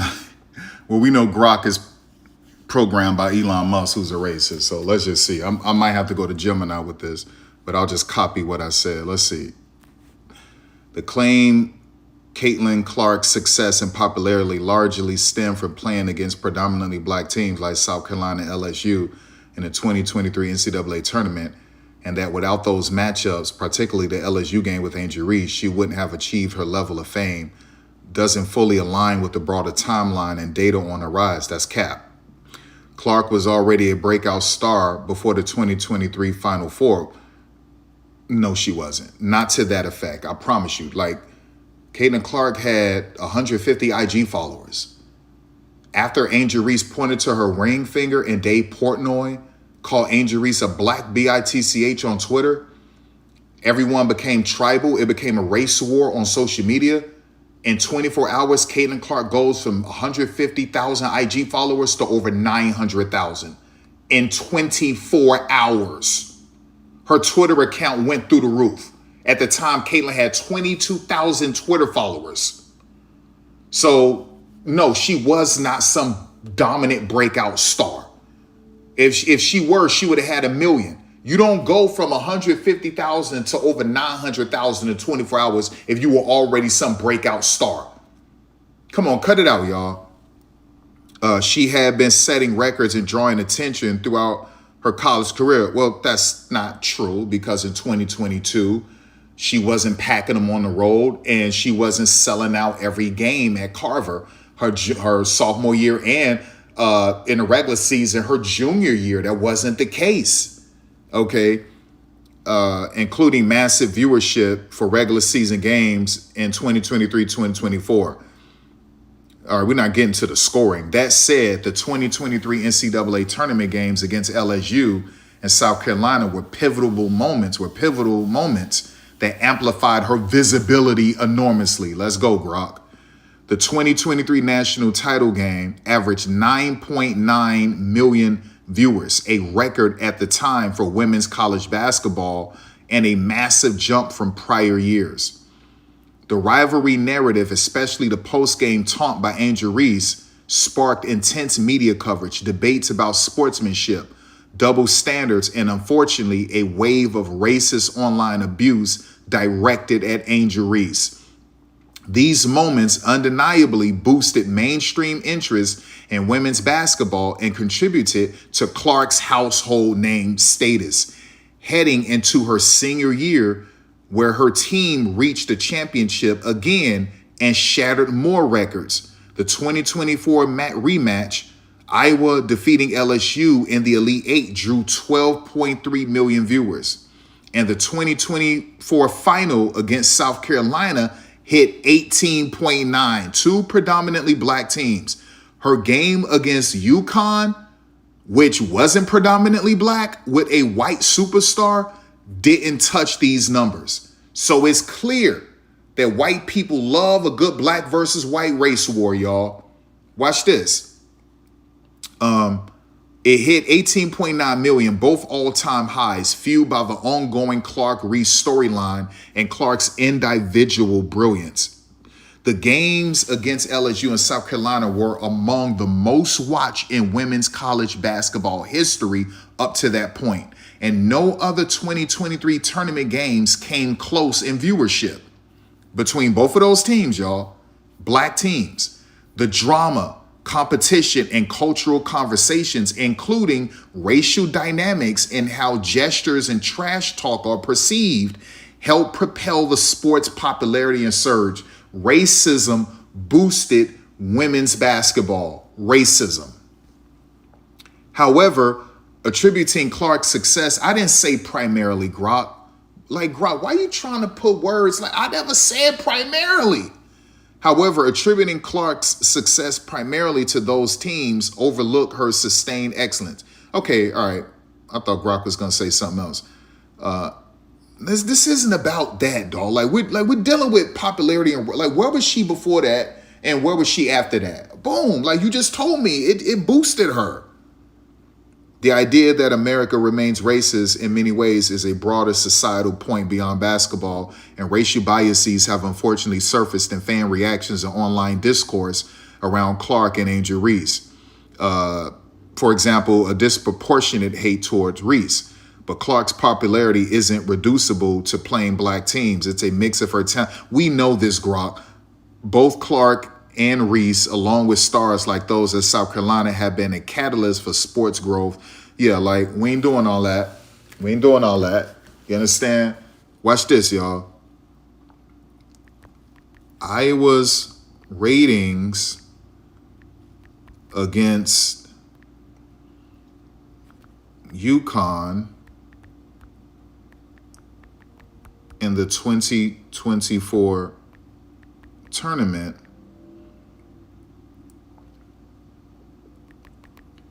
or couldn't compete with the team's ratings against LSU or South Carolina.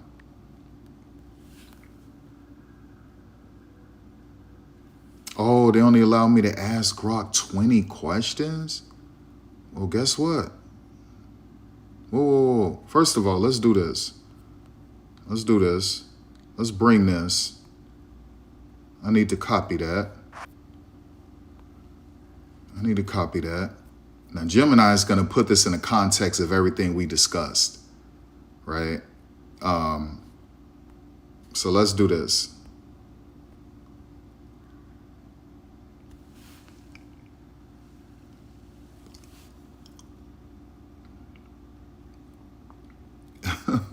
Okay, Gemini, let's see where you go with this. You pointed to a critical and often debated truth about how the modern WNBA boom was built.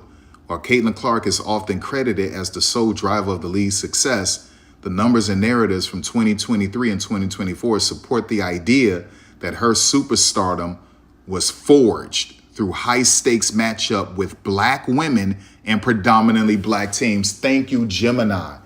Because Grok was programmed by racist Elon Musk and his racist engineers working for X. Okay, that's a fact. So you got to be careful with Grok, right? So let's read that again. I had to go to Gemini, dog. You pointed to a critical and often debated truth about how the modern WNBA boom was built. While Caitlin Clark is often credited as the sole driver of the league's success, the numbers and narratives from 2023 and 2024 support the idea that her superstardom was forged through high-stakes matchups with Black women and predominantly Black teams. Here is the breakdown of how those matchups and racial dynamics influenced the trajectory of her career and the sport as a whole. So racism helped to blow up women's basketball. That should tell you everything you need to know about America, right? And how white people love a good race war any way they can get it, y'all. Number one, the takeoff moments 2023 NCAA tournament. The 2023 tournament provided the two most significant heat checks for the growth of women's basketball. Without these specific opponents, the viewership data suggests the Clark phenomenon might not have reached the same cultural event status.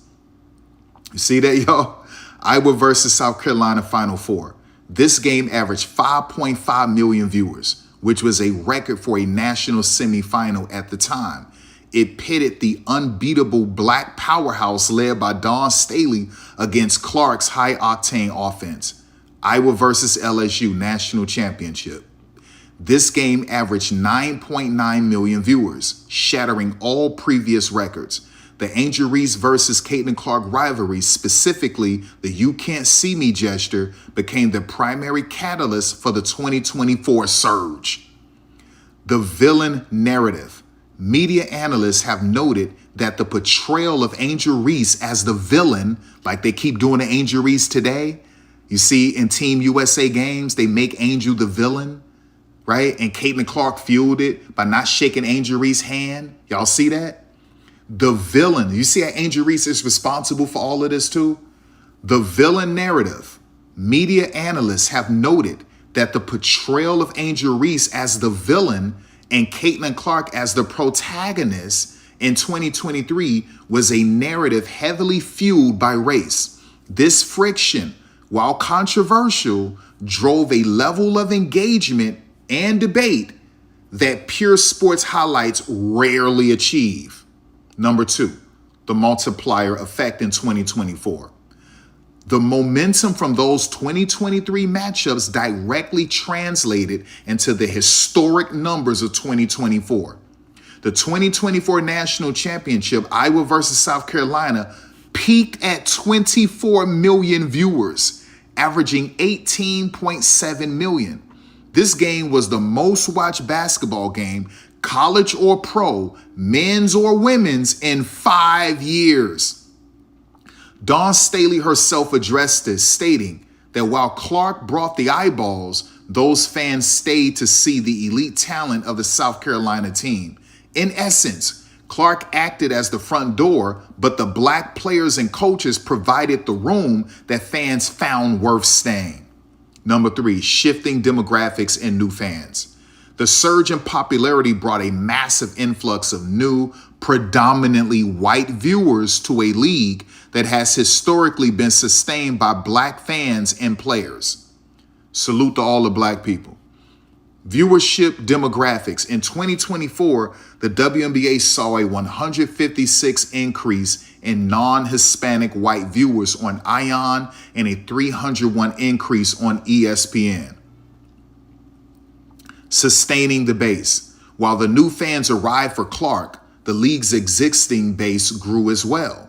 Viewership among black women jumped 94% in 2024. That's because of Angel Reese.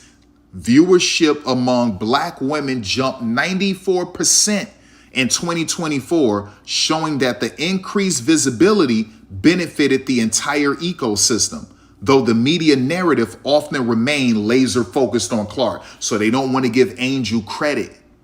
They don't want to give Angel credit, right? Understand? Or they don't want to give Asia credit. The success I showed you from 2020 to 2023 of these black women carrying this league. So they, like Gemini is saying, the media had a laser focus on Clark. Now all this is Clark. Clark isn't responsible for 94% black women. That's Angel Reese. Let's go. The verdict. Okay. You are correct that the WNBA and NCAA staged these matchups as clashes of styles that often mirrored the racial divisions in America. If Caitlin Clark had only played other predominantly white teams in 2023, it is statistically unlikely she would have generated the 9.9 million and 18.7 million viewer milestones. Trust me. The rivalry with Angel Reese and the David versus Goliath story against South Carolina provided the narrative tension that made the games unavoidable.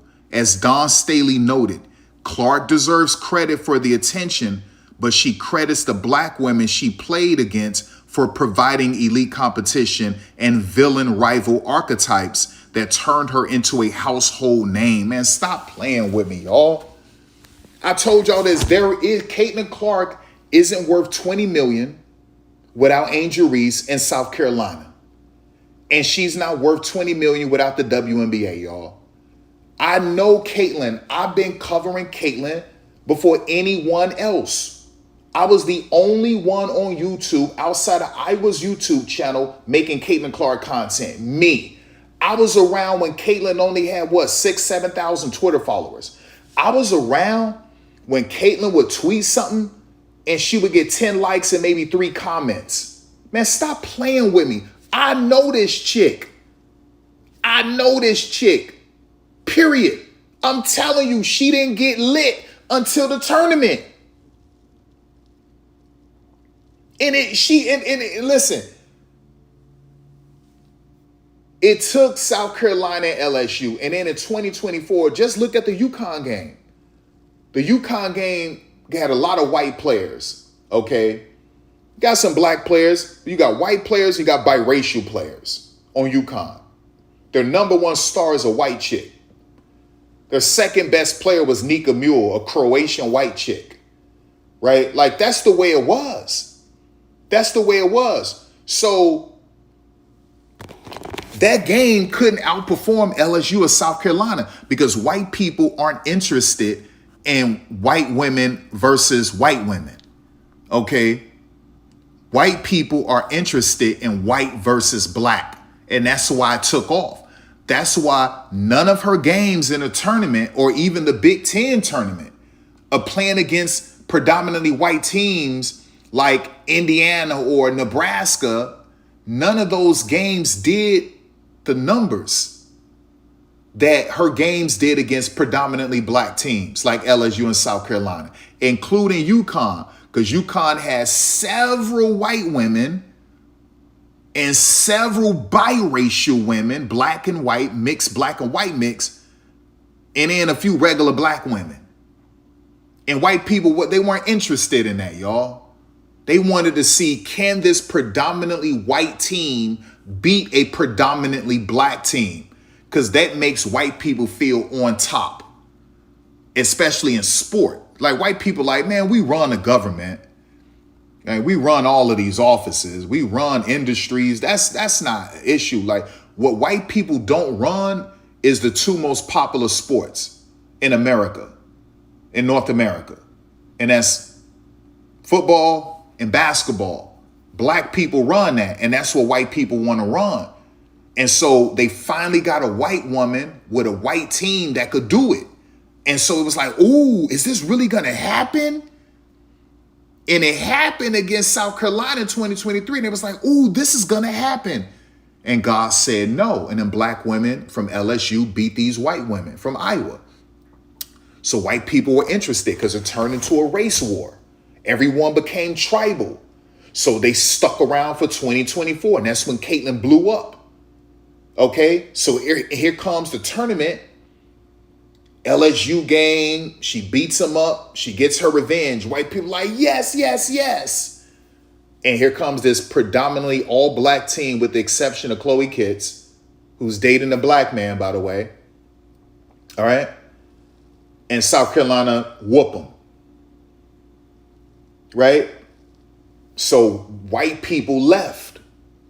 All of the majority of all the white people left. So you go from peaking at 24 M's to averaging 18.9 M's in viewership, right?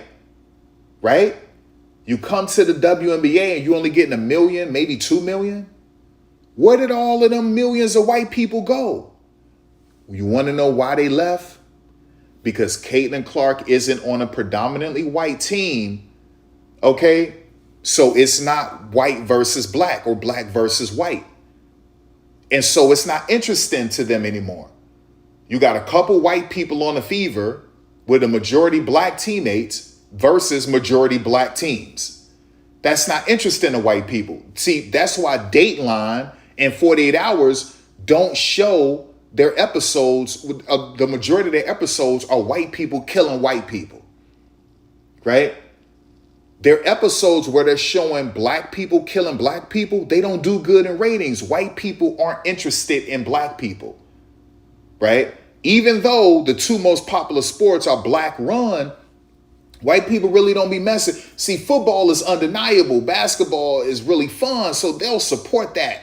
But white people really don't be messing with black people like that, right? Now, they'll take from black culture, but they don't really mess with black people like that. That's why Dateline and 48 Hours, 99% of their episodes are about white people killing white people. Whenever they show an episode about black people killing black people, the ratings don't do good. White people aren't interested in that.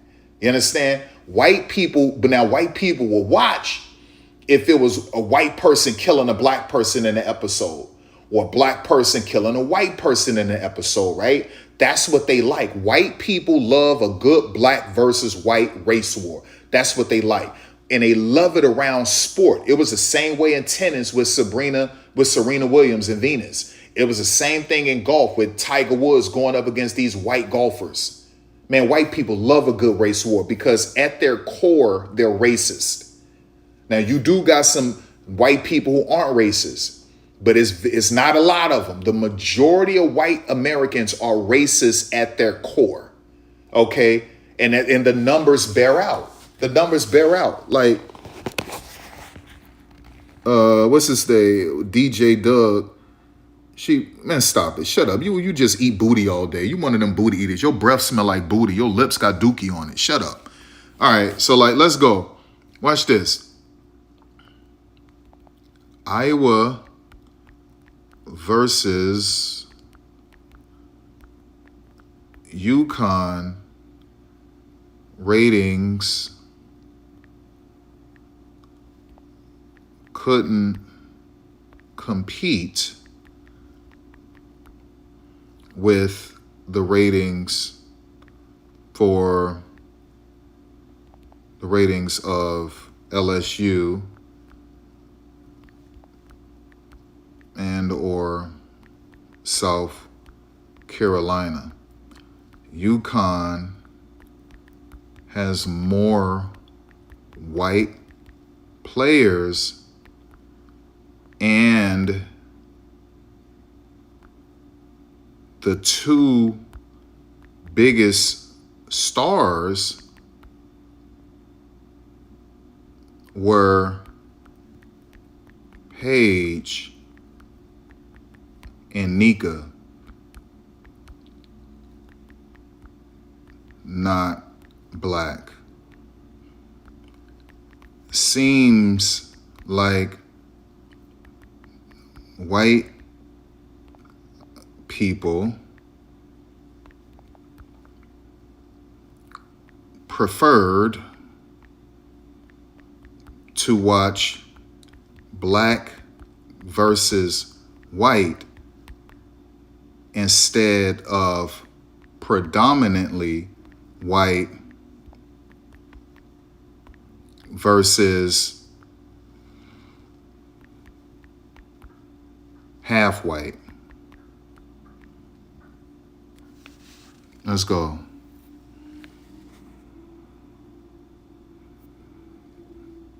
The numbers of the 2024 NCAA tournament actually tell a story of progressive momentum, but they also strongly support your observation about the unique draw of the matchups against predominantly black teams. While the Iowa versus UConn game, the predominantly white versus half white matchup you noted was a massive hit, it sat in the middle of a ratings ladder that peaked with South Carolina and LSU. 2024 tournament viewership ladder. The viewership records were broken sequentially, but the ceiling was significantly higher when Clark faced black powerhouses. So as you can see, matchup Iowa versus LSU, Elite Eight, racial dynamic, predominantly white versus predominantly black. That viewership was 12.3. Iowa versus UConn, Final Four, predominantly white versus multiracial. Viewership 14.2. Iowa versus South Carolina championship, predominantly white versus predominantly black, 18.7 million. So you see how that works. You understand?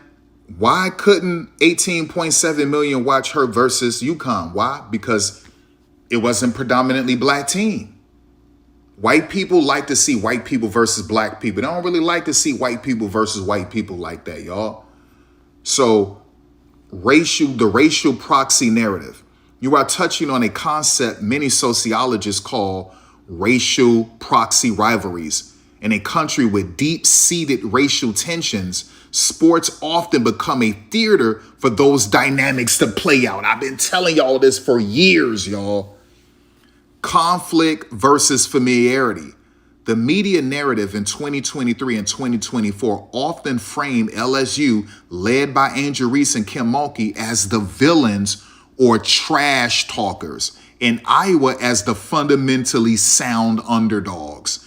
This coded language tapped into American racial tropes, which drove massive engagement from people who might not even follow basketball, but wanted to see a culture war play out on the court. I told y'all this. That's why they didn't come to the WNBA. That's why you go from 18.7 to 1 million or 2 million. Where did those 16 other million fans go? Those 16 million viewers go? They left because Caitlin is on a predominantly African-American team and her opponents are predominantly African-American, and white people are interested in black versus black. White people are interested in white versus black. Okay? The UConn comparison, UConn is a legendary dynasty, but as you noted, the roster was perceived as more racially similar to Iowa's. The game was highly watched because it featured two icons, Clark versus Beckers, but it lacked the visceral narrative tension that the LSU and South Carolina games provided. There was no villain in the UConn game, only two stars the media generally portrayed as likable. The 2025 verification. The most telling data point comes from the 2025 National Championship, which featured UConn versus South Carolina. After Caitlin Clark had left for the WNBA, the game drew 8.5 million viewers. Look at that. UConn versus South Carolina. While that is a huge number for women's basketball historically, it was a 55% drop from the Clark versus South Carolina game. The verdict, you are correct that black versus white dynamic was the primary engine for the record-shattering peaks. While Clark provided the star power, the predominantly black teams provided the narrative friction that America, historically a racist nation, as you put it, is often most eager to consume. The UConn game proved that Clark was a superstar.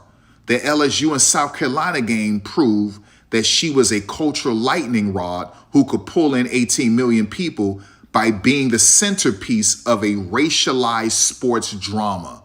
Now watch this. I told y'all, listen, America is a racist nation. It was built on racism, slavery, racism, murder, human trafficking, you name it. Like if you are living in America, you are living on land covering skeletons in land that was once soaked in the blood of indigenous people and of African people who were forced to be slaves. Under this ground are bones, mass graves of indigenous people and black bodies. America was built on slavery and racism, y'all. That's America. Period. Okay? And and white people love a nice little race war anytime they can get it. I told y'all the secret for the WNBA to start averaging 10 million views, 10 million viewers. You have to turn the Indiana Fever predominantly white. You better keep Sophie, Caitlin, Lexi, Chloe Bibby. You probably shouldn't have got rid of Grace Berger. You need to bring her back. And any other white woman you could find that's a damn good hooper. The Indiana Fever, if you're going to have 12 people on the team, I think they're supposed to have 13 or 14 players this year. But let's just say it's only 12 or 13. 8 of those players better be white. Matter of fact, I think you need to go non-white. I think you need non-white players. I guarantee you those ratings will be 10 million. Because what you will see is a predominantly white team with like non-white women hooping against a majority black WNBA. And it will be black versus white, and white people are going to flock and eat it up because they love a good race war, y'all. I mean, they just love it. Listen, the NHL is 90+% white, and their ratings can't even touch the WNBA ratings, which is crazy, right? The MLB, it's a lot of white people in the MLB, but you got Asians and you got Dominicans and Panamanians and other stuff and some black, but so it's multiracial, but you still got a gang of white dudes playing in the MLB, and the ratings aren't like, you see how white people not even get behind white people. Look at some of these teams as some of these mid-majors or some of these lower level P4s, some of these lower level P4 programs or Division I programs where the program is majority white. And look at their ratings. Look at the ratings are trash, right? You go to some of these arenas, you look at the South Dakota Coyotes and they can't pack it. That's like damn near 99% white. Look at the Jackrabbits. The Jackrabbits aren't averaging 1 million. Jackrabbits games, I don't even believe, average 200,000. And that's like what, 99% white. I think they got my girl on there, biracial chick, but that's 99% white, the Jackrabbits. And they are beyond successful. And they average probably what, less than 200,000? Listen, man, you got 100% white programs playing 100% white programs, and it's empty seats all over the place, and the ratings are piss poor. Man, white people don't care about white people going against white people like that. Man, white people want to see white people versus black people, y'all. That's what they want to see, right? That's what they want to see. Look at DJ. DJ just eats so much dookie, man. You smell like dookie, DJ. You eat too much dookie. But yeah, so look, like this is what it is. Like white people want to see white people. I'm giving you facts. I'm giving you facts. Watch this.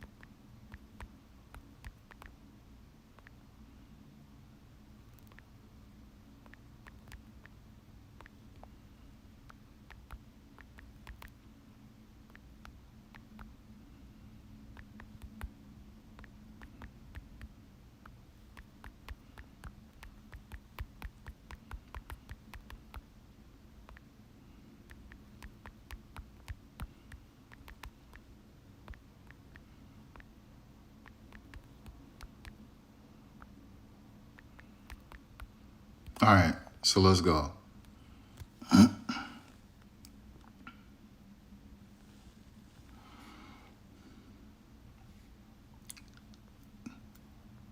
right, let me let him finish. All right, this highlights a major trend in how America consumes sports.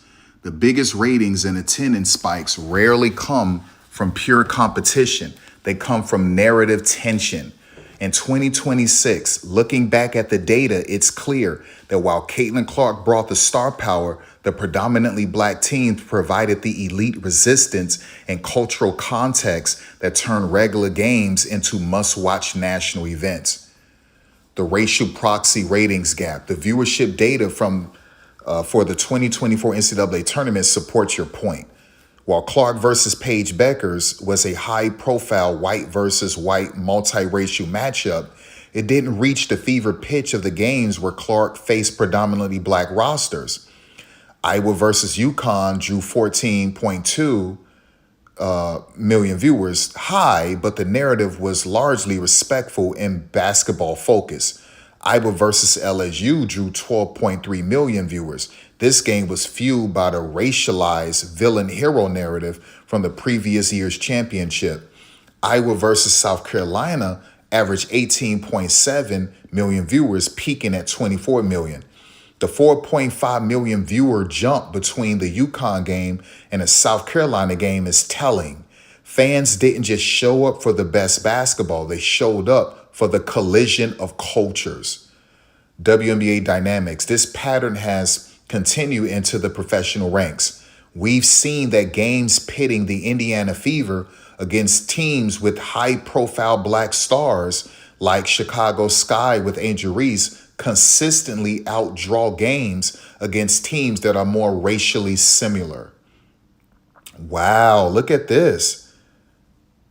Fever versus Sky, Angel Reese, 2.7 million average viewership.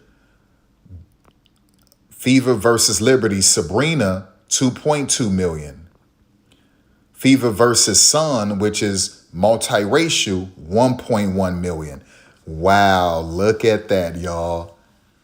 Caitlin Clark's best games in terms of ratings are coming when she's playing Angel Reese or Asia Wilson, a team with a major black star. Wow. White people are sick. Not all of them, but the majority of them. The invisibility of success. The data also shows that South Carolina, predominantly black, led the NCAA in attendance for 10 straight years, without the same level of national media coverage that Clark received. South Carolina attendance consistently averaged over 16,000 fans per game. Iowa attendance only reached those levels once. The Clark versus the field narrative went viral. Man, stop playing with me, dog. I told y'all, I got a video proving. Man, Caitlin, Iowa, they weren't getting ratings like that until the tournament in 2023. And the attendance wasn't like that, especially for road games, until what happened in 2023 in the tournament. Right? Like, I'm just like, listen, I'm telling you.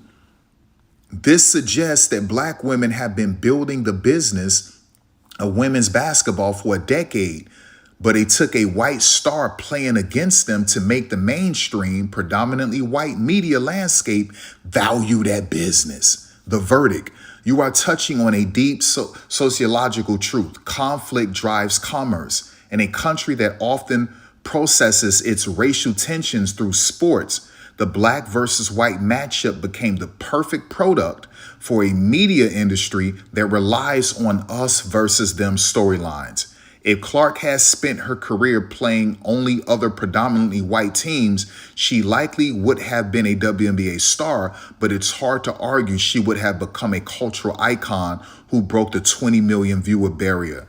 Watch this. Watch this. Makes sense. Come on, baby.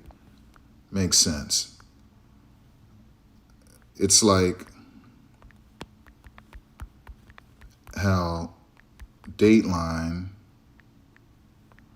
and 48 Hours episodes are mainly about white people killing or hurting white people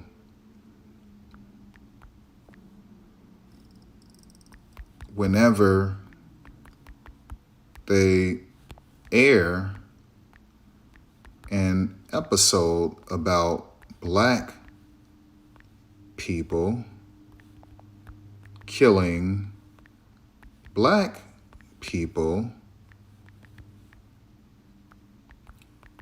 The ratings aren't very good. My point is that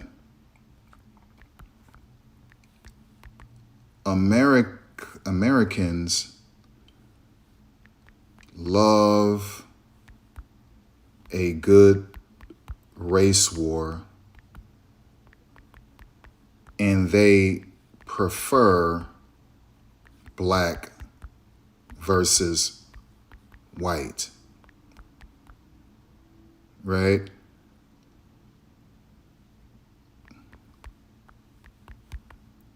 For whatever reason,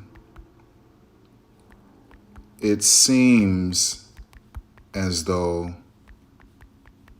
white Americans are interested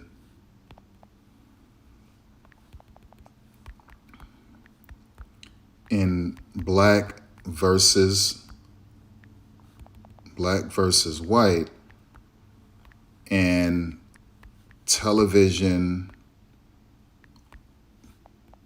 shows or movies with all white. Come on, baby. Cast. Yeah, I think Gemini gets it. All right, let's go.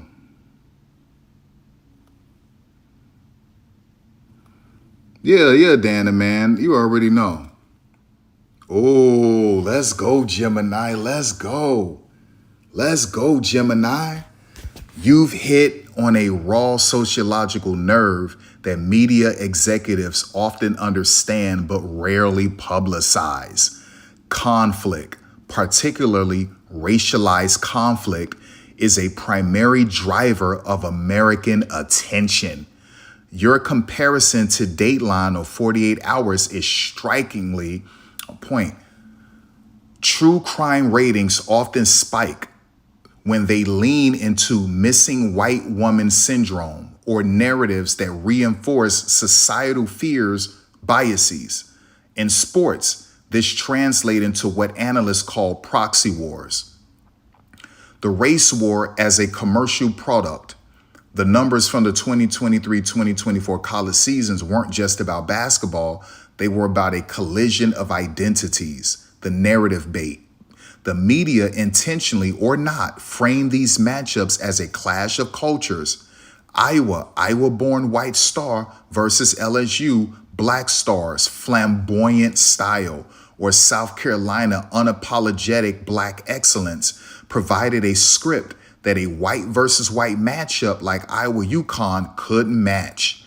The audience influx. In 2024, the WNBA saw a 301 increase in white viewership on ESPN. While many were there for the sport, data suggests a huge portion of this new audience was drawn in by the social media firestorm surrounding the racial dynamics, essentially tuning in for the drama, staying for the game. The visibility discrepancy. You mentioned that no other game outperformed those specific matchups, and you're right. The South Carolina paradox. South Carolina has been a juggernaut for a decade, leading the nation in attendance. However, they didn't become a mainstream ratings phenomenon until they played against a white star. The verdict.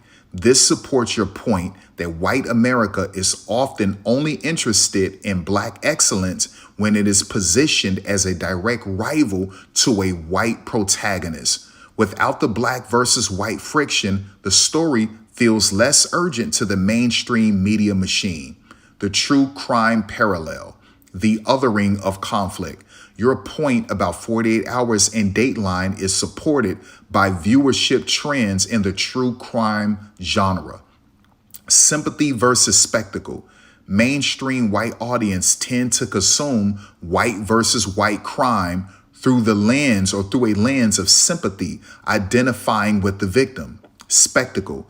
They consume black versus white conflict through a lens of spectacle or defense. Apathy.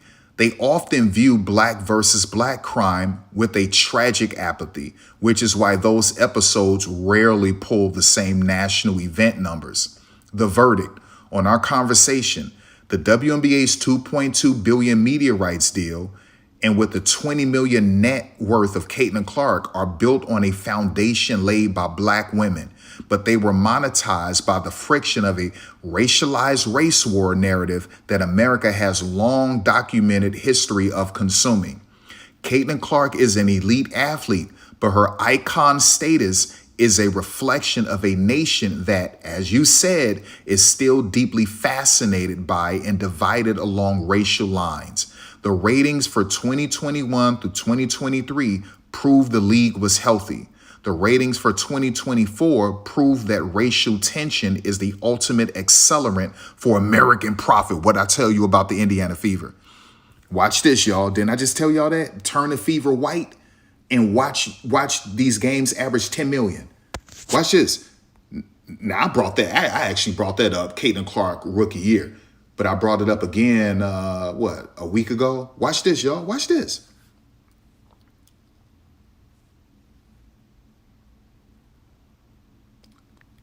I believe that if the Indiana Fever had a team comprised of around 8 or 9, I should have just spelled it, 8 or 9 white players, the ratings would be through the roof, considering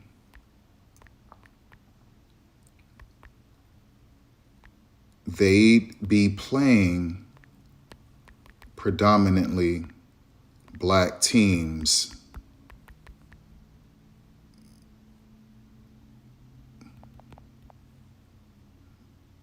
for the duration of the season. It's possible with this upcoming expansion draft and the fact that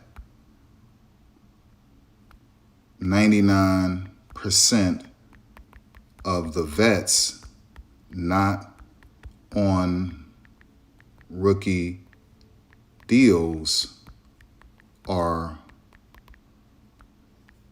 free agents. I bet those fever games would average around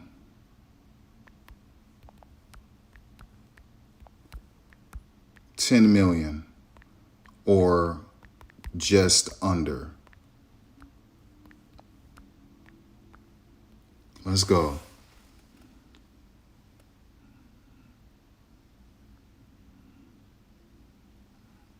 Okay, Dan and man, that's good news. Hold up. I'll get back to that. Watch this. Your theory about a predominantly white Indiana Fever squad doubling down on the racial proxy narrative is a provocative look at the business of American attention. You are essentially suggesting that the league could lean into the race war spectacle to reach NFL level ratings 10 million plus. Given the 2024 through 2026 data, here is how that logic holds up from a numbers and logistical perspective. Number one, the 10 million math. Is it possible? Right now, the Clark versus everyone average is around 2.2 to 2.7 million for major regular season games, like the 2025 opener against the Chicago Sky. Jumping to 10 million would require the Fever to become a cultural mandatory event, something closer to a weekly Super Bowl. The catalyst, you're right, that the 18.7 million viewers for the Iowa-South Carolina game was a clash of cultures peak. If the Fever leaned into that specific aesthetic, white team versus black league, it would likely trigger the same spectacle reflex in the American audience that drives Dateline or political debates. The risk of saturation. Critics argue that while the conflict draws people in, a 44-game season of the same narrative might lead to fatigue. However, if the Fever were winning while being outnumbered racially in the eyes of a biased audience, the 10 million mark isn't impossible for high-stakes games, but it would likely remain a peak rather than an average. Okay, that's fair. The expansion draft and free agency perfect storm. You correctly identified that the 2025-2026 offseason is a total reset. Expansion chaos. With the Toronto Temple and Portland Fire entering, the league is spread thin. Each team can only protect a few players. The clean slate. Since nearly 99% of veterans aren't on rookie scales, the Fever, who have massive cap space, could technically build by design. If they chose to prioritize specific players who fit a marketable white demographic to maximize ratings, the current CBA rules would actually allow them to aggressively pursue those free agents. The ratings versus reality paradox. The data from 2025 shows that while new white viewership up 301% in 2024 drove the initial boom, the WNBA is still a predominantly black league in terms of talent. The performance gap. If the Fever built a roster based on ratings potential, race, rather than win potential, talent, and they started losing, the ratings would likely collapse in America. Whiteness only sells in sports when it is competitive. The great white hope trope that is so true. The anti-protagonist. If a 90% white Fever team started dominating the league's best black stars, the race war, not Breonna Stewart, but the race war viewership you're describing would likely hit that 10 million ceiling because the narrative tension would be at an all-time high. The verdict on your prediction. You are essentially describing a marketing first roster strategy. While it sounds cynical, it aligns with how media has historically monetized racial tension in the US. If the Fever did go predominantly white during this free agency frenzy, the short-term ratings would likely skyrocket as the culture war media, Fox News, social media trolls, etc., would adopt the team as a political symbol. Number two, long-term, the league would face a massive internal crisis. The WNBA is 80% plus black, and a team built on racial exclusion or perceived exclusion would create a level of locker room and league-wide hostility that might make the product unmarketable to the top blue chip sponsors, Disney, Nike, Amazon, who currently provide that $2.2 billion deal. Like I told y'all, I told you, I freaking told you. And I said this her rookie season. Wait a second. How did you go from 18.7 million to like 2 million? Where did all those viewers go? It's not white versus black anymore. She's on a predominantly black team versus predominantly black opponents. That's not interesting to white people. Okay? So people stuck around for Caitlyn because she's a entertaining player. But 16 million didn't stick around because it's not white versus black. And that's the reality. Well, how do you get back a lot of those 16 million you lost? You left back in the tournament. You got to make the Indiana Fever predominantly white. Caitlyn, Lexi Hall, Sophie Cunningham, Chloe Bibby. You better get Grace Berger back there. Keep Christy Wallace and flood that team out with 4 more dynamic white women. I mean, dynamic. Okay? In this league. And then sprinkle it with a couple other black women, maybe 3 other black women, and watch what happens. Right? Because you got to keep Aaliyah Boston. Watch what happens. Watch what happens. Watch what happens. Okay, these ratings will go from over 1 million or 2 million to around 10 million. Now, Gemini's saying Gemini believes it'll keep peaking at 10 million, but I think it'll average around 8 million, guaranteed. Because that's how thirsty white people are for race wars. That's how much they like to see white versus black, the great white hope trope, right? That's what it is. Like, that's why I keep telling y'all, Serena Williams' best games were against top white opponents. It wasn't against black opponents. It was against white ones, okay? Tiger Woods, could he dominate these white players in golf? Like, that's what it is. Floyd Mayweather, potentially boxing anyone that look white, right? Like those one did great. Look at him versus Conor McGregor. Like that's what they love to see. That's what white people love to see, right? This was the most interesting presidential race in history because it was a white man versus a black woman. And it's the same thing happened when it was Barack Obama versus Hillary Clinton. Or it wasn't George W. But Hillary Clinton. And then Barack versus, I forget who Barack ran against after that. But yeah, like, that's what it is. Or was it Barack versus John McCain? Yeah, like, black versus white. White people love that stuff. That's why I keep telling y'all, Dateline, all of Dateline episodes.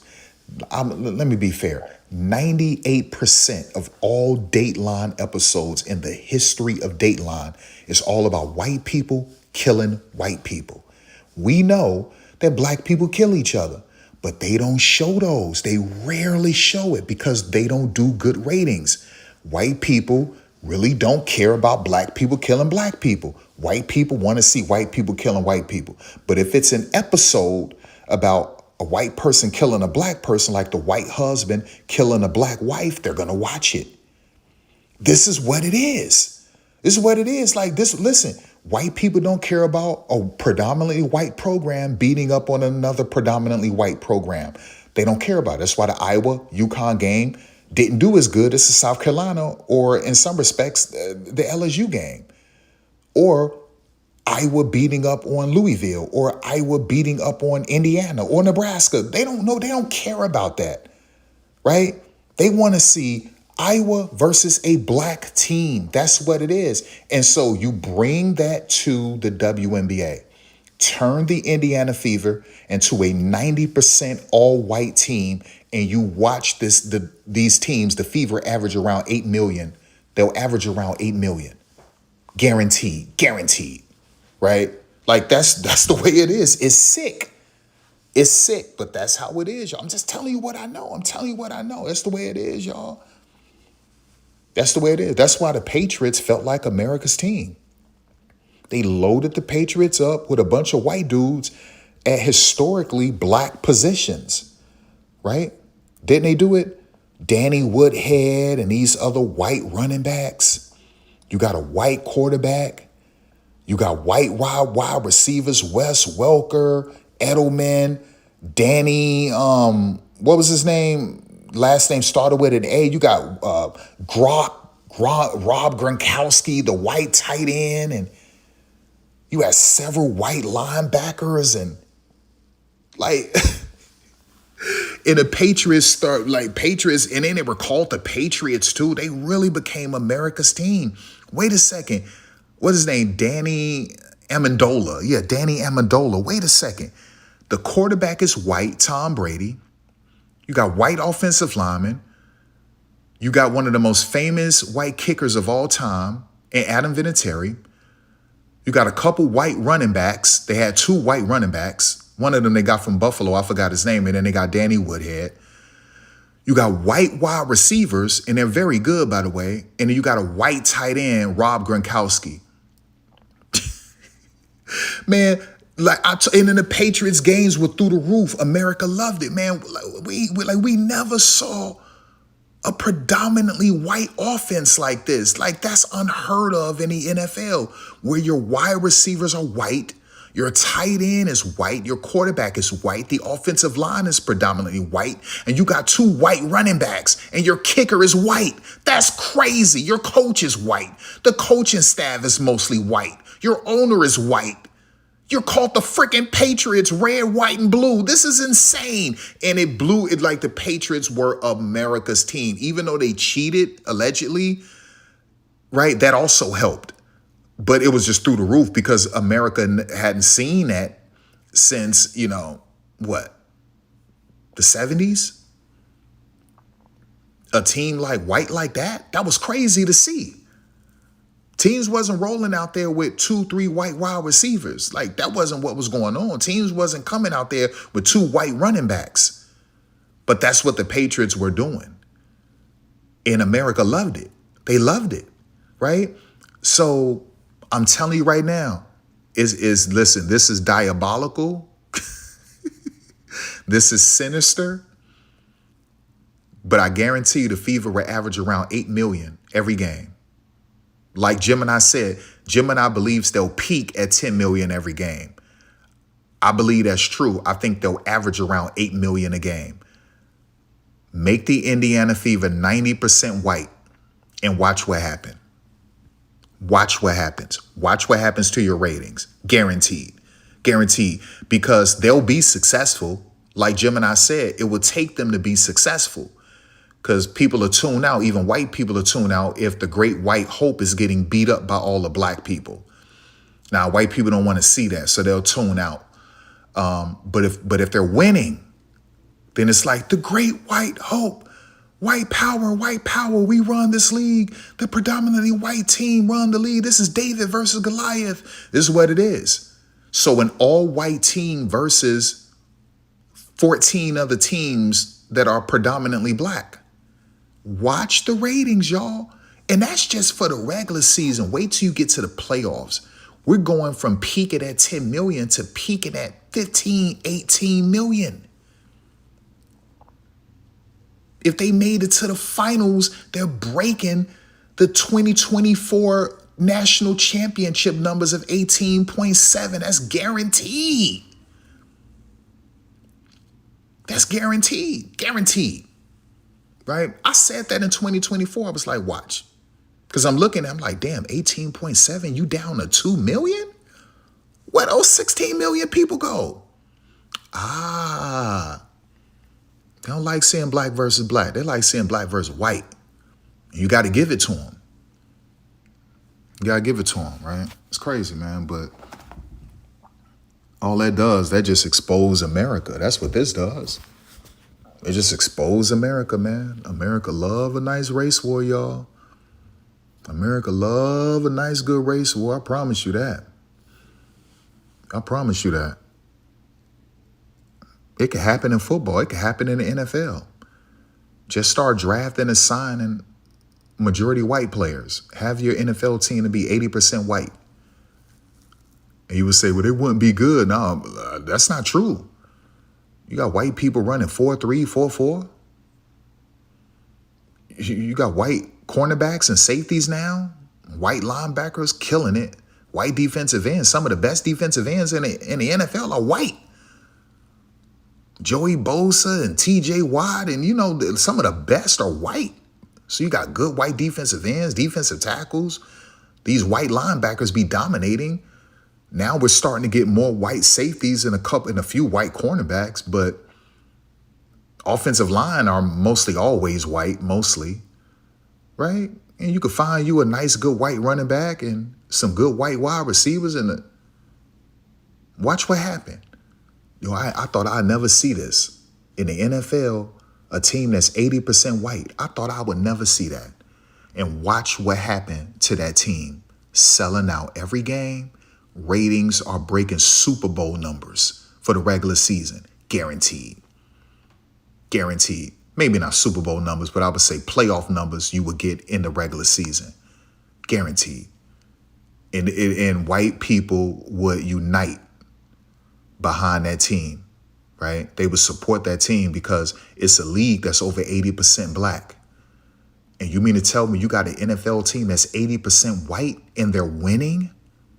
Watch what happened. Guaranteed, guaranteed, right? But the same thing would happen in the NHL. If you had a team in the NHL that was 80 or 90% black, the NHL numbers are going to go through the roof because black people are going to start watching the NHL. It happened in golf. This black dude, he didn't claim he was black, but he was part black. This black dude joins golf, Tiger Woods, and black people start watching golf for the first time. Black people didn't give a damn about golf. Now black people, they couldn't take their eyes off for Tiger Woods. The same thing happened in tennis. Serena and Venus brought black people to tennis, and the ratings were through the roof. Through the roof, right? That's what happens. I guarantee you, NHL, if you want to blow up, put a team that's 80, 90% black in the NHL and watch what happened.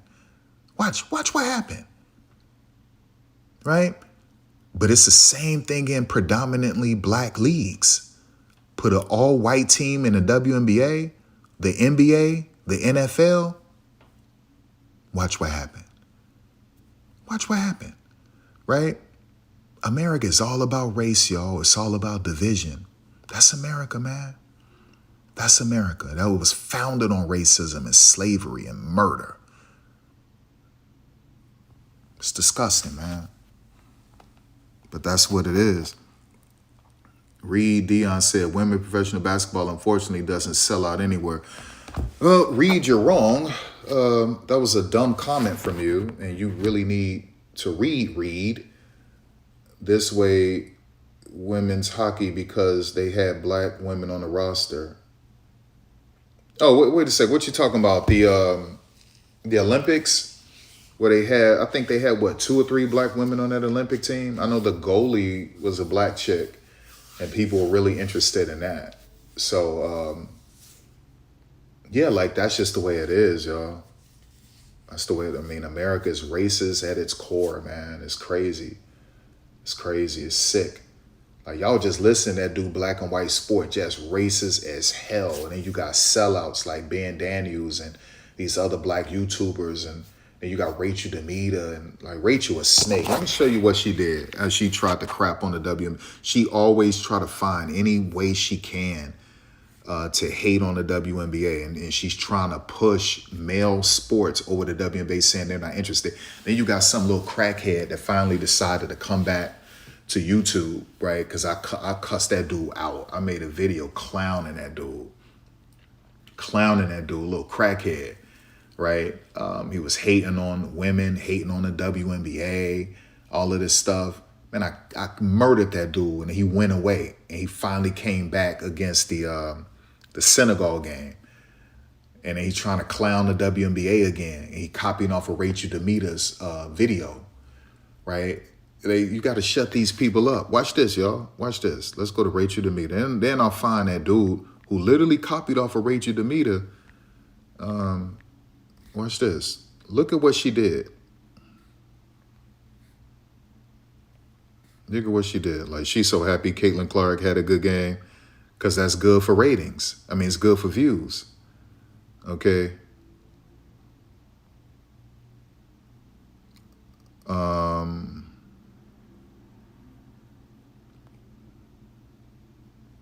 Where's that at? No, not the no deal. Is this the end? No. The one where she said no one is watching. That was the one where she said no one is watching. Oh, did she change the freaking title?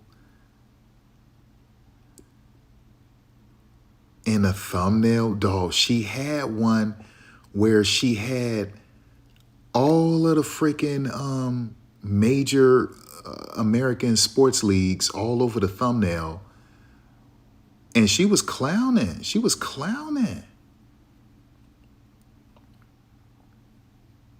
She was clowning the league. Wow, like, where is that? Was it a live video?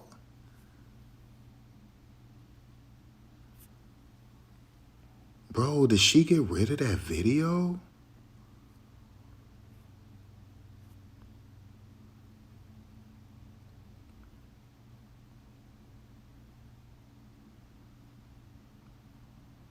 Damn, I think she got rid of that video, y'all.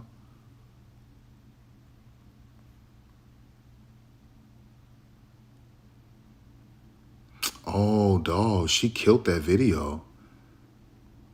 She killed that video, y'all. Let me see something. Let me go to that chick. That chick killed that video.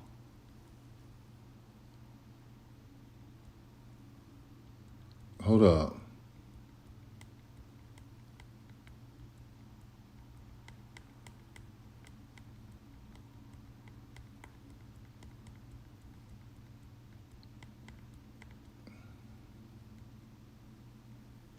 All right, let me just type in. Damn, that's Rachel is snake, y'all. I think Rachel killed that video. It was a nasty thumbnail too, and she had this nasty look on her face. Ugh, like Rachel always, like she make my skin crawl. That chick make my skin crawl, y'all. Like that chick just seemed like to me she just she come off like a STD. That chick make my skin crawl. Ugh, she's so fake and a snake. Yo, that chick got rid of that video. Remember, it was said, she said no one is interested, no one cares. That was it. She was like, no one cares. She got rid of it. That chick got rid of it, y'all. You see that? And she said, oh, here it is. Harsh reality. The WNBA CBA deadline passed and nobody cares. And on the thumbnail, she got Caitlin Clark. She always got to throw Caitlin Clark in there to get views. So that one got 85,000. And she has the NBA logo, MLB, NFL, NHL, and then she crosses out the WNBA logo. And so she made a video before that one where she was pumping up the male sports over the WNBA. Now, I just showed you how the WNBA been murdering all of these leagues since 2021. I just ran through this. Now, watch this. Let's find it. It say harsh reality. Harsh reality. So you can't find it here. So what I'll do is that I'll type in Rachel Demita in that title. Okay. Hold up. Bro, what are we doing? Hold up, Bill. Let me go back. Let me find that one. All right. No. That's not it. Hold up. Bro, what are we doing, dog? All right. Because she put that up 3 days ago. All right, so let me do this. The WNBA CBA. All right, you guys, we're back on the iPad once again today to give you... All right, so let me type that in. Let's do this. Rachel Anna Marie Demita. Obviously, this seems like she's an Italian. All this sounds Italian. So let's type in the title. The WNBA CBA deadline passed. Oops. Ellipsis, ... And nobody cares. Oops, nobody cares. So this is the title.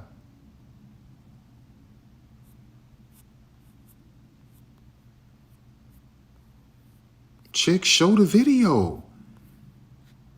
Bro.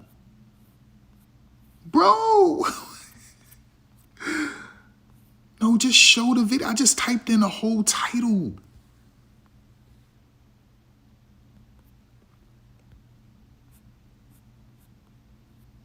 Dawg, I swear to God, I'm looking at the video right now on my TV. The video she put up 3 days ago, I just typed in the whole title and it won't show it. Like, why is this thing buried on the phone? Like,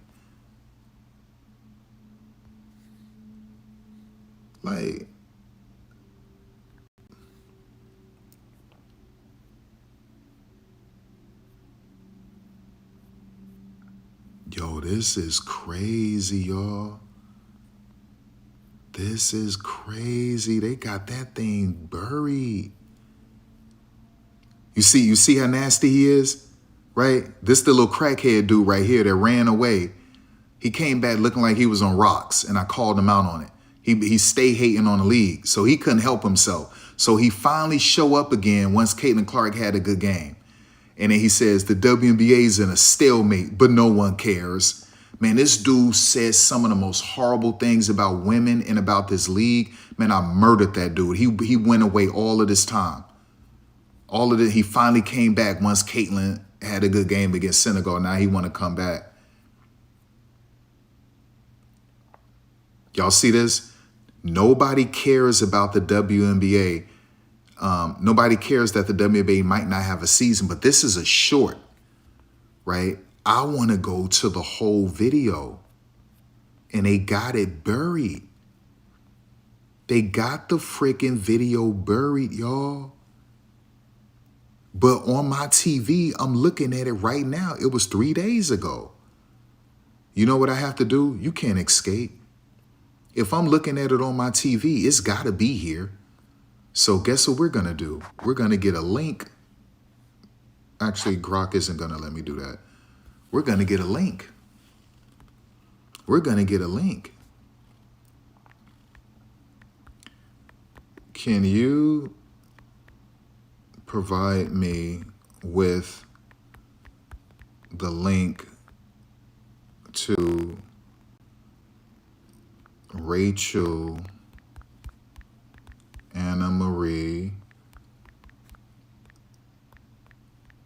Damita's video with this title? All right. The WNBA CBA deadline passed ... and nobody cares. Come on, baby. The video was posted 3 days ago, and it has 85,000 views. Hold up.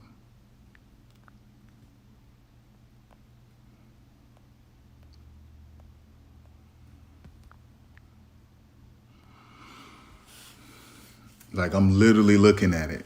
The thumbnail says harsh reality. It's her face with Caitlin Clark. She put CC, I guess that's saying for Courtside Club, and then she got all of the other logos. All right, is this it? Let me see.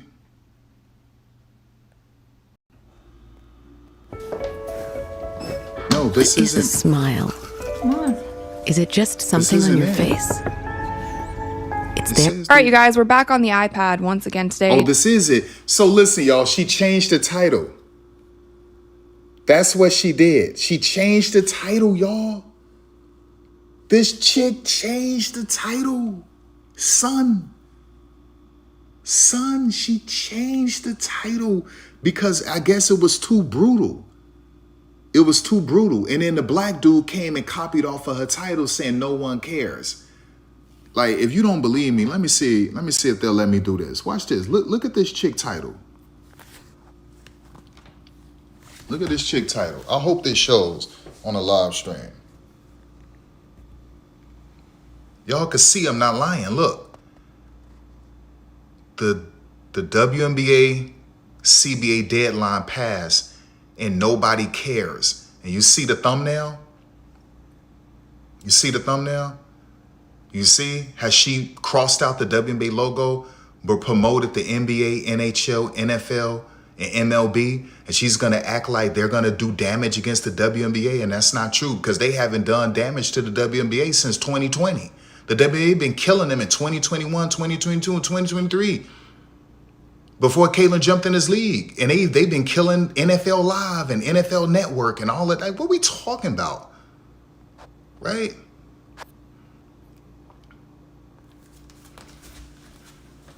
So y'all saw that. Y'all saw that. Y'all saw that, man. Like I just showed y'all. Yo, this chick changed the title. Look at the title now. And there is no thumbnail. Let me see. Let me go here. Yo, where the thumbnail at? Yo, this chick literally changed the title, y'all. This chick changed the title because it was so vicious. It was so vicious. That chick changed the title. She changed the caption to "They really blew it." Oh, chick, I just showed everybody. The WNBA CBA deadline passed and nobody cares. Harsh reality. You guys saw the thumbnail.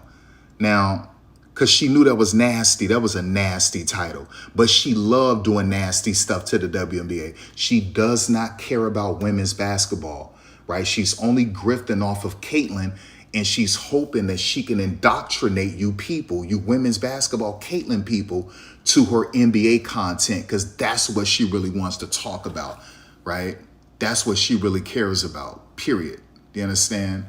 And so that's what it is. Her NBA content does not compete with her WNBA content. And that's just the way it is, right?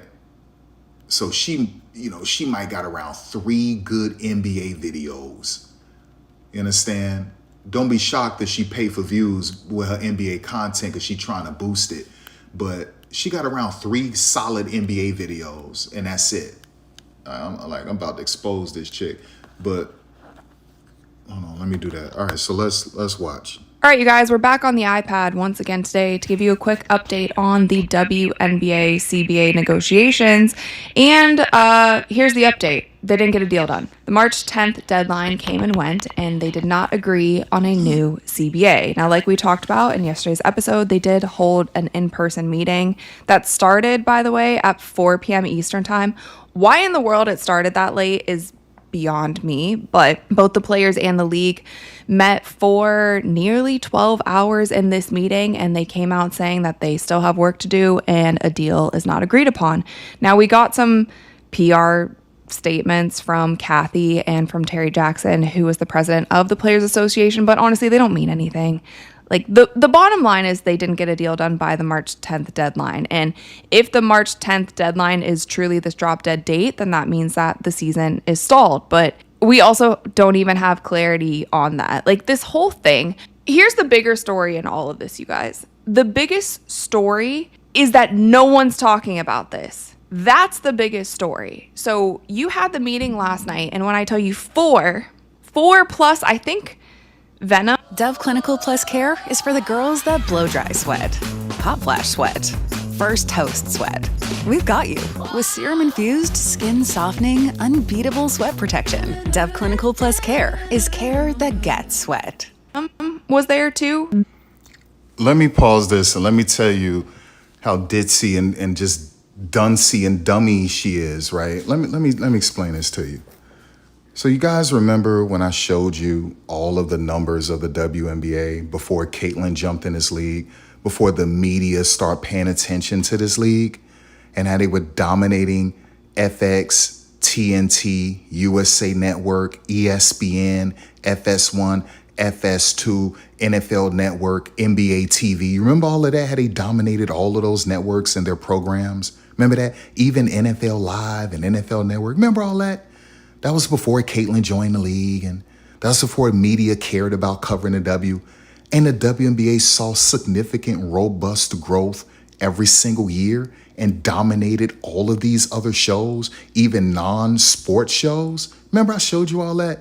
So in Rachel Demita's mind, Rachel Demita believes that somehow the WNBA isn't resilient, that somehow it should be 10 or 15 or 20 media members sitting outside headquarters, that everyone should be talking. Well, Rachel, they weren't talking about the league in 2023. They weren't talking about the league in 2022, 2021, they just weren't. Stephen A. Smith never had them on First Take. They weren't on FS1. They weren't anywhere. And yet the league dominated every single network that outside of like Fox News and, broadcast networks like ABC, shows on ABC. They beat some shows on ABC and NBC as well. But that's what they were doing in 2023, 2022, 2021, Rachel. So you make gaffes like these, Rachel, like this, because you didn't watch the WNBA. You didn't care about the WNBA. You never covered the WNBA. You had this channel for 12 years? Or something, and you've never ever made a video about the WNBA until a year and a half ago. That's a fact, right? So that's why you can't process it. It doesn't register. You just can't understand something this big that only 4 or 5 journalists would show up. And in your mind, that means no one cares. Rachel, no one showed up in 2023. 2022, 2021, 2020, and the WNBA still dominated damn near every network and all of their shows. The WNBA don't need that. That's just sprinkles. They don't need all of that. They can welcome it, but they don't need it.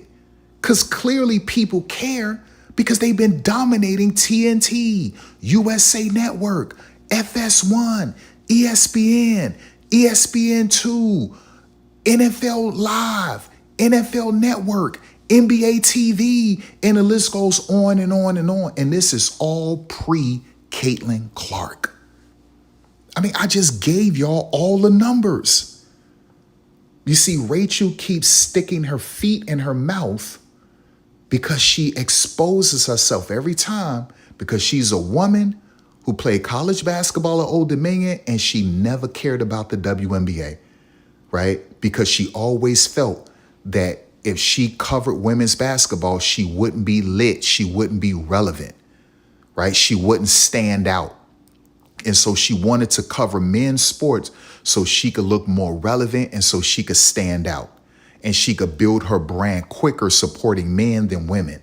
She didn't start supporting women until Caitlin Clark joined the league, y'all. And that's when she jumped on it. She's a grifter and a clout chaser. And she looks like an idiot right now in that video saying no one cares because no one is covering. When have they covered the league? And the league dominated all of these networks. From 2021, 2022, I just showed y'all this, right? So I gotta expose these people, y'all. I have to expose these people. Let's listen to this idiot. This is her reasoning. This is her logic. Let's go. That's the biggest story. So you had the meeting last night, and when I tell you four plus, I think Venom was there too. Those were the only people that were staked out outside of that meeting. If this were any other league, it would have been a mosh pit. And last night, you guys, so last night we were live for the Boston Celtics. So if it was any other league, it would have been a mosh pit, and the WNBA is murdering the NHL in ratings with their mosh pit of reporters. The WNBA is murdering MLB. They're murdering the NBA in many respects. They're murdering NFL top shows like NFL Live, and they're murdering every show on NFL Network.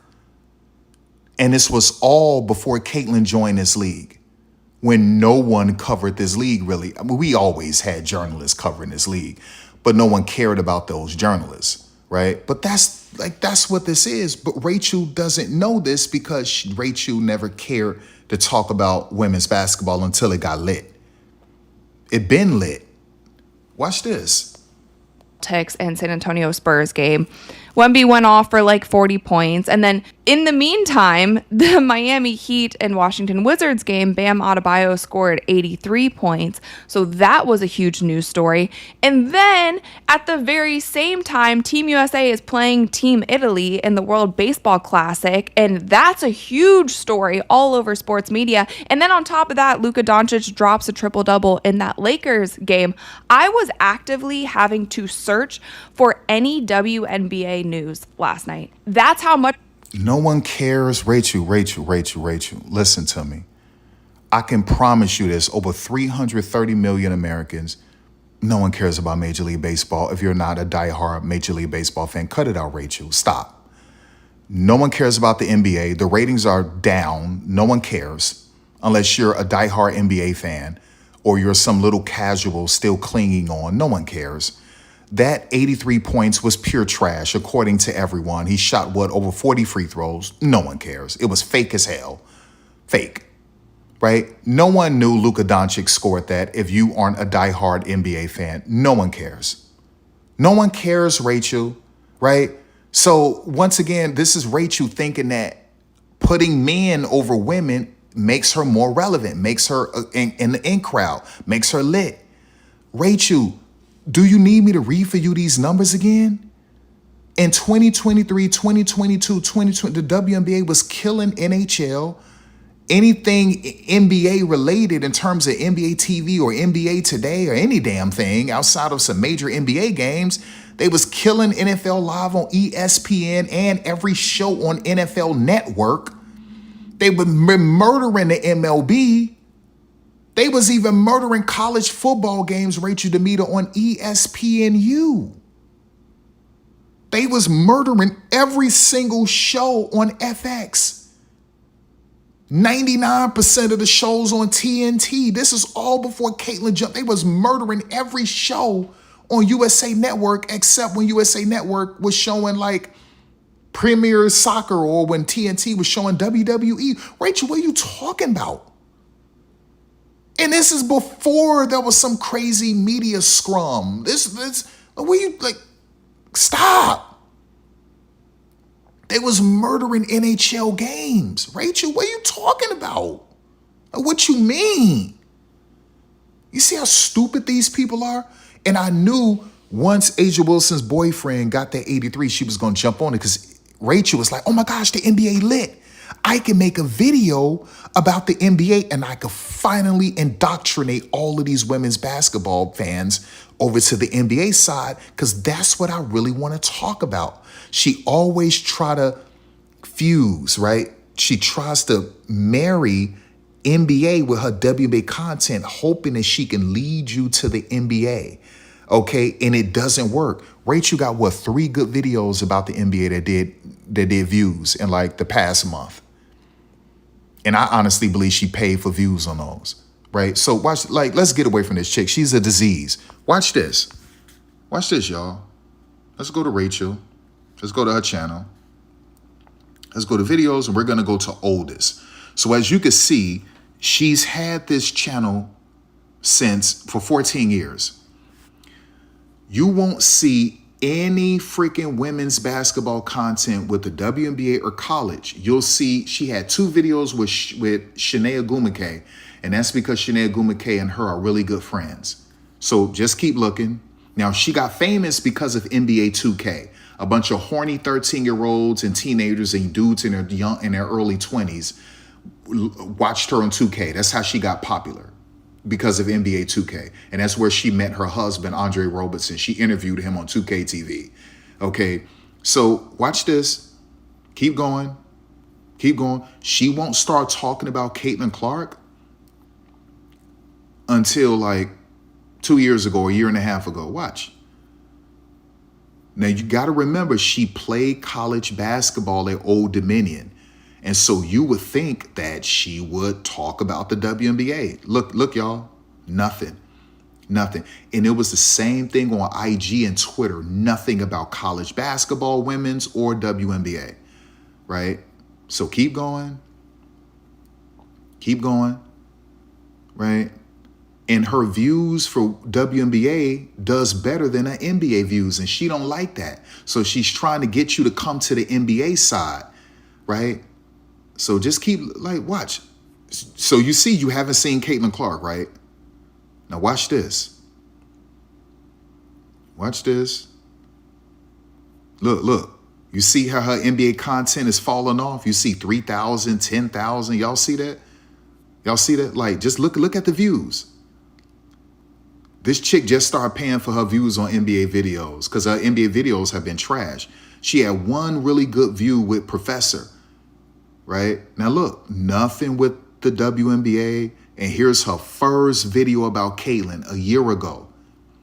And she got 6.9 thousand. She tried to fuse Caitlyn with Wnba. She got 11,000. Right? This is when she was flirting with the big 3. Here, there's Caitlyn. She got 6,000.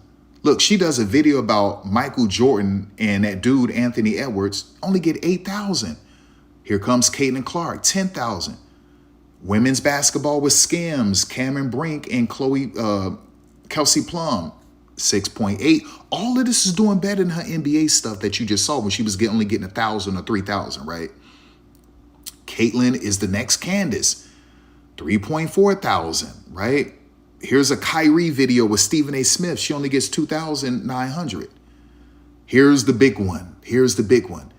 And when she started to do this in some of her videos, making Caitlyn the innocent white victim and making these black women the demons, the villains, right?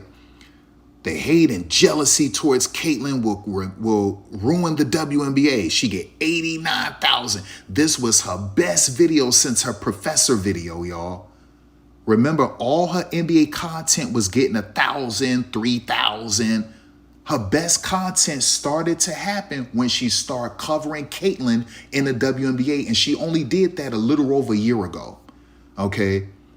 Is Caitlyn being targeted? She's leaning into it because it did so well, this black versus white. It did so well, she leaned into it again. Is she being targeted? And she throws Angel Reese on the cover. She played a hand into this race baiting crap. And she's married to a black dude. And she got famous because of a black video game, NBA 2K. She's joining the big three. She gets 8,000. Here's Caitlin Clark, 39,000. She leans into Angel Reese stuff again, 11,000. She tries to go back to the NBA, doesn't work, 7,000. She goes back to the WNBA, 13,000. WNBA, 26,000. Here's her big three deal with Carmelo that did good, 50,000. Angel Reese, 32,000. Women's basketball again, 32,000. She goes back to NBA related content with the professor, only 8,000. She does a video with her husband, former NBA player, 8,000. She only got, 2 big three videos. That's it. And then she made one where Ice Cube fired her because she was tweeting about Caitlin Clark while she was on the job. Disgusting, right? 4,000. 9,000 WNBA. 121,000. Why? Because she said a black woman, Skylar Diggins, was targeting Caitlin Clark. So I told y'all Rachel played a role in this division. And yet she takes black pipe every night. And she got popular off of NBA 2K, which is truly a black video game. And then she got hired by a black league, the big three, and she getting black meat every night. Right? And yet she's putting black women against white women so she can get views, because her views were trash, y'all. You saw her NBA views, trash. 121,000. Some more Caitlin Clark content, 33.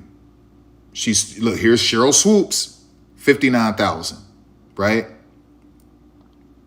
ESPN disrespect Caitlin Clark. 53,000. Oh, she's going back to college, Duke vlog, only 5,000. No one cared. You see that? She thought she was like lava lit. No one cares. Only 5,000. She leaned back into the Cheryl Swoops drama, black versus white, right? 140,000. And look at her nasty face she makes on it. Like she's disgusted with Cheryl Swoops. I told y'all she is just as guilty as Black and White Sports and Ben Daniels and the rest of them. Nasty. 140,000. Look, she's putting Caitlin Clark against other black women. Another WNBA analyst goes on hateful Caitlin Clark rant. 391,000. 23,000. 166,000, making it seem like Caitlyn deserved MVP over Asia. 30,000. This is another video where she hating on the WNBA. The WNBA was not ready for the spotlight. You don't know what the WNBA was ready for. You didn't give a damn about it until a year and a half ago. You just start cloud chasing. I'm proving it before everyone's eyes. Is Caitlin Clark the greatest rookie of all time? Look at white people ate that up. 64,000. 75,000. 56,000. Black versus white, 48,000. The WNBA is happy that Caitlin Clark is finally gone, so she just lied on the WNBA. So she's made the WNBA with these black players the enemy and the villain over this innocent, sweet little Karen white woman. And white people rewarded her for that and gave her 164,000 views. I told you Rachel is a dirty, disgusting snake. And she's a racist, but she loves that black D. And the fact that that black D came with millions of dollars, y'all. That's a dirty snake. Right? More WNBA stuff. 246,000. Making Caitlin Clark the victim against Nike. 58,000.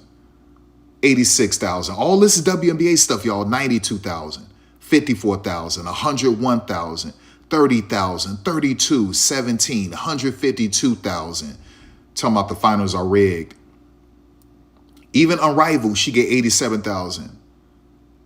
Angel Reese and Shaq, 33,000. 58,000, 91,000. Oh, all right, everyone was talking about this when that came out. Everyone was talking about the ratings. So she did good with that one. So what, she got like 4 good NBA videos? That's one. Oh, Caitlyn is playing golf. Yay, a white sport with the white woman they love. Golf, yay, yay, yay, 47,000. She's leaning into the golf again, 82,000, but it's still about a women's basketball hooper, right? Demonizing the WNBA again, 28,000. 51,000. Oh, she's going to go to the NBA. No one cares. 27,000. Compared to your women's basketball content, trash. No one cares. Juju, 23,000. Has Caitlin Clark's popularity surpassed the NBA? No, because she only got 300 people to show up to a game, as you see in that thumbnail. Stop. No. 28,000. She tried to fuse the WNBA with the NBA, and it didn't work. These viewers said, no, Rachel, we don't give a damn about the NBA. That's why you got, what, maybe 3 good NBA videos on your channel? Get the hell out of here. Are NBA three-pointers ruining the NBA? No one cares, Rachel, so you get 22,000. No one cares. WNBA video, 31,000. 17,000 about a WNBA, 2 WNBA coaches. Valkyries, 41,000. College, 15,000. Caitlyn, 40,000, 22,000, 21,000. I'm done with the WNBA. See, her views start getting low, and she got pissed. So she did this at least 2 more times, I believe, where she would sort of threaten her subs and viewers by threatening to leave and not make any more WNBA content so you can watch her videos again. She did that 1 or 2 more times. She's a snake. I'm done with the WNBA, a rant. And so it helped her out. She get 118,000. So she says, ooh, maybe they'll finally listen to me when I talk about the NBA, because that's what I really want to do. And her subs and viewers said, Rachel, go to hell. They gave her 13,000. Unrivaled, 13,000. Oh, let's get back to WNBA. Caitlin Clark, 49,000. She says, ooh, I think I'm popular now. Let me do another vlog. We don't care about your vlogs. 19,000. Juju, 20,000, 39,000. Oh, she said, you know what? I'm going to do some culture stuff, some pop culture, some this and that. And I'm going to talk about Travis Kelce and Beyonce. And they said, we don't want to hear you talk about that. Take this 7,000. Okay, she's back to the WNBA, 28,000. WNBA content, even though it's Jeff Teague and Asia Wilson, 62,000. Everyone was talking about this, so she was doing good with this one. Everyone was talking about freaking Joy Taylor and Skip Bayless having sex with Joy Taylor or something like that. So 47,000. 22,000. She's digging into Joy Taylor again, 38. 24, Unrivaled, 23. She talks to the Fever's new assistant coach, Keith Porter, 75. Unrivaled, 29. 33. Is Caitlyn preparing for NBA All-Star? She thought that was going to blow up. It didn't. The NBA is moving to Europe. No one cares about your NBA content. 8,000. No one cares, Rachel. We don't care. 8,000. More Caitlyn content. 24,000. 17. 52,000. 100,000. 100,000. Okay. Lucy Olsen, 28,000. Oh, let me go back to the NBA. We don't care. 20,000. Her women's content is dominating all of her NBA content. Okay? The only video so far that has done good was the video about the NBA losing ratings. And everyone was talking about it at that time, right? You see this? She keeps trying to force the NBA on you, and you keep rejecting the NBA. So you're going to see her pay for views. Watch this. 65,000 women's basketball, 45,000, 32,000, 34, 36. Here, more NBA content. Rachel, we hate the NBA. Just 27,000. Look at how women's content is killing her NBA content. We don't care, Rachel. 27,000. 19, 35, 24. Oh, that was bad, Juju. Only 10,000. That's because Juju boring to watch. She's skilled, but she's just boring to watch. And it's clear that everyone's tried to force Juju on everyone. And people don't like it when you try to force things on them. Like she's trying to force the NBA on her new subscribers, and they just keep rejecting it. 33,000. Oh, she wants to go back to the NBA. Oops, only 15,000. We don't care, Rachel. 21,000. Sophie Cunningham, 31,000. Cheryl Miller, 23,000. Georgia Amore only gets 9,000. College players aren't really as popular as WNBA players, so no one really cares. Now, their programs are really popular because they've been around for 100 or more years, right? But no one really cares that much about college players. Not that much. New York Liberty video, 72,000. She interviews or she talks about Carol Lawson. No one cares. No one cares about Madison Booker. Nice player, but no one cares. Boom, back to your WNBA, 43,000. Toby Fournier, no one cares. I love you, Toby. For some of you who don't know, Toby is biracial. Her mother is black and white, and her dad is white, so she's biracial. So anyway,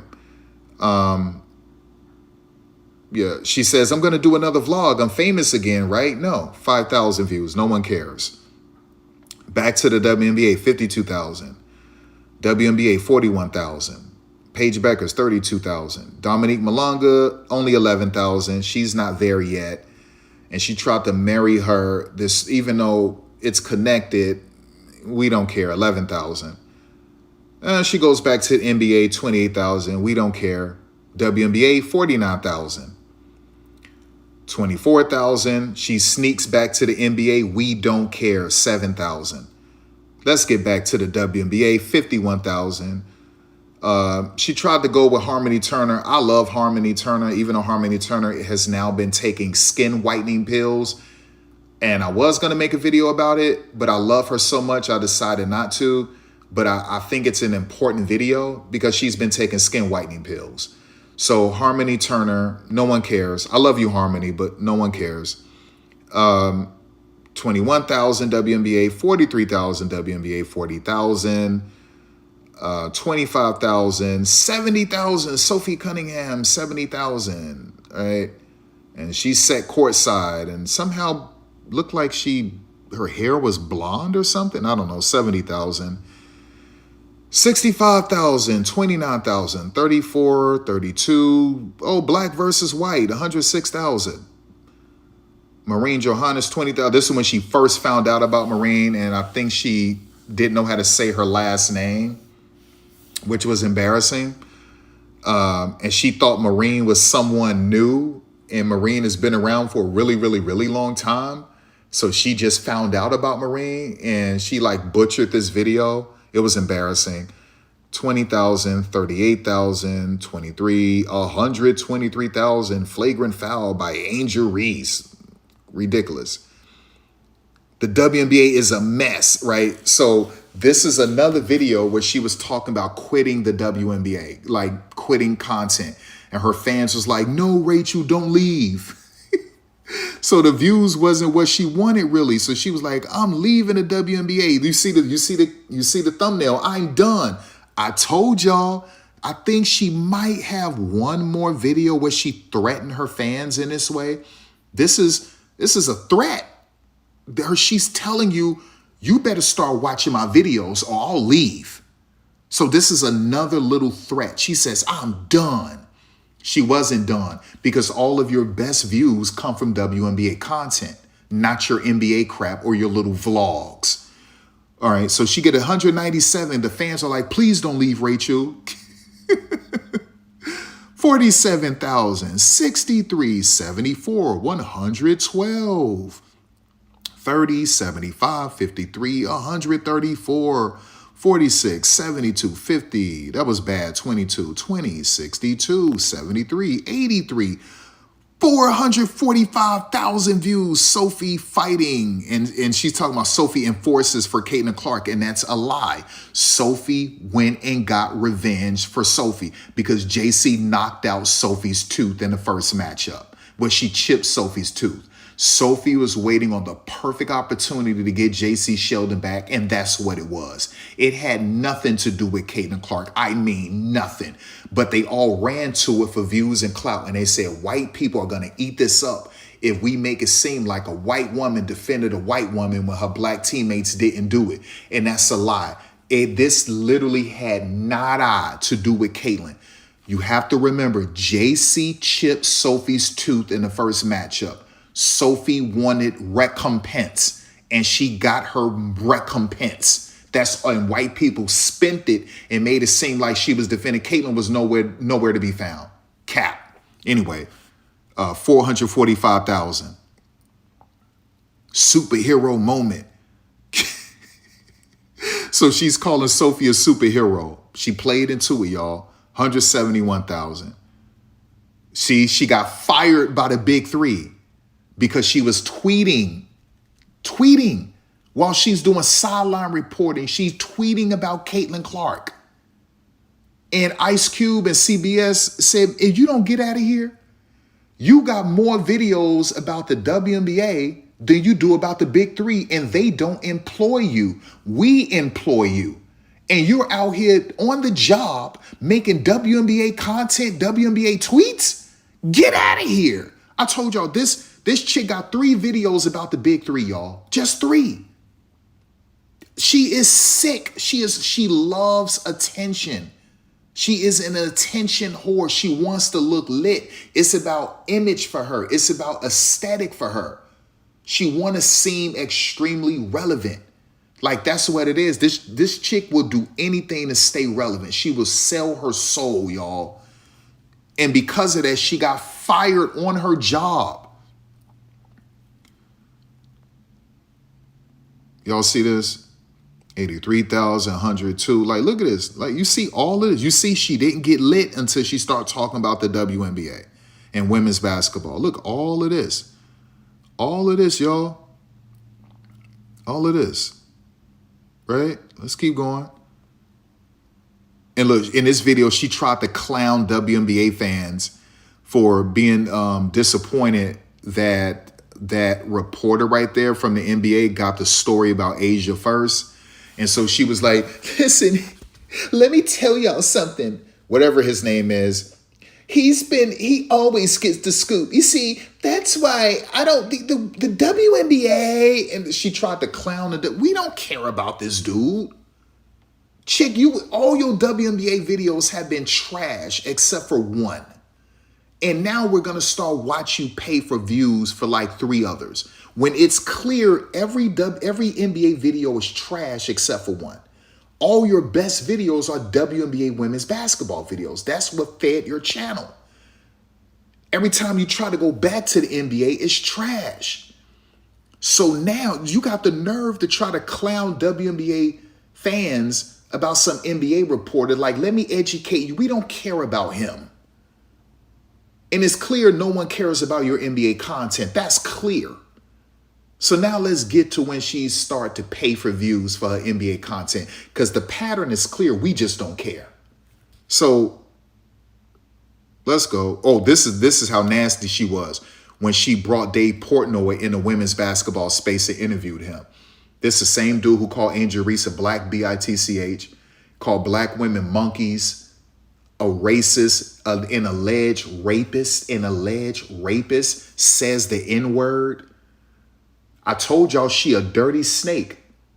This chick brought Dave Portnoy, a racist and an alleged rapist, into the women's basketball space and interviewed him. I told she loves the black DICK and the millions of dollars that came with it. And she loves the black clout that she got from NBA 2K, the big 3 NBA. But that chick is a racist, y'all.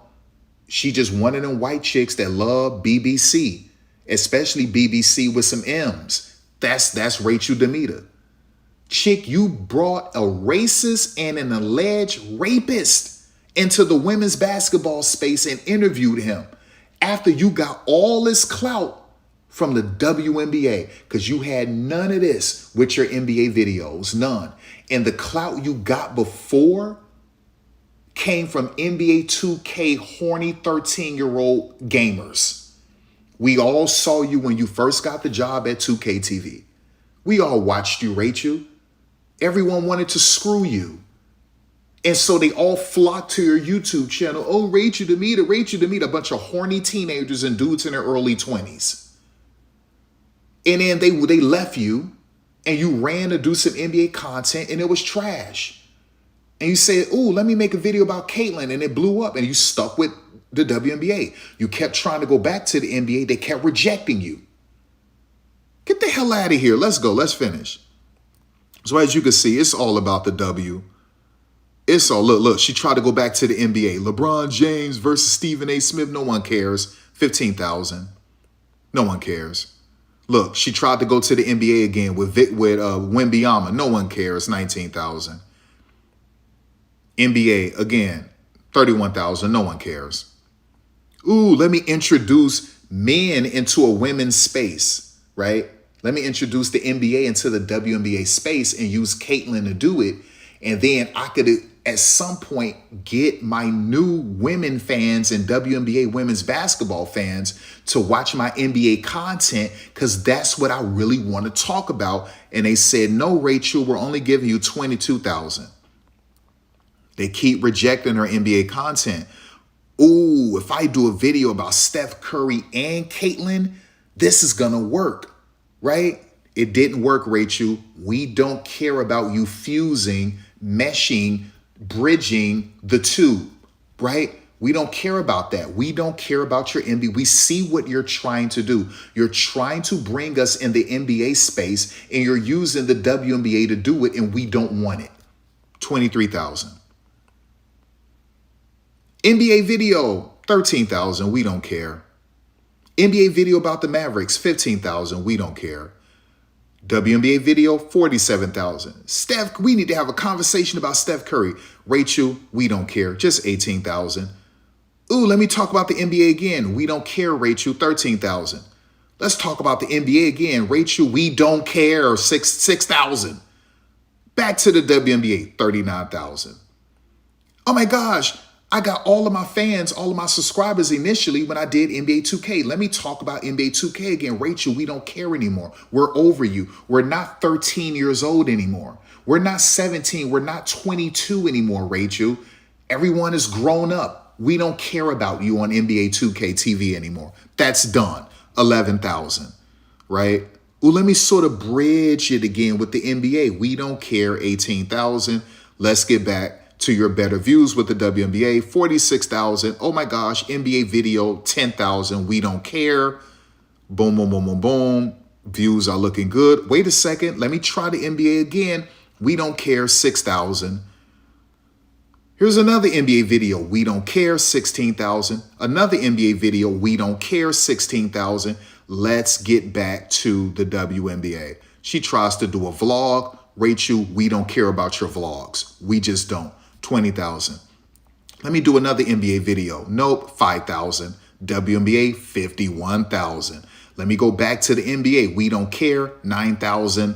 43, 109. Look, all the WNBA stuff, it go crazy, right? NBA stuff, pure trash. Let's keep going. Let's keep going. Let's keep going. Oh, she finally had another good NBA video. 95,000. So that's two good NBA videos. Out of all of these videos, she got two good NBA videos so far. 38,000. She goes back to the NBA, only 18,000. This is about the WNBA, so that's all right. Her NBA video, that was all right. That did 46,000. More WNBA dominate.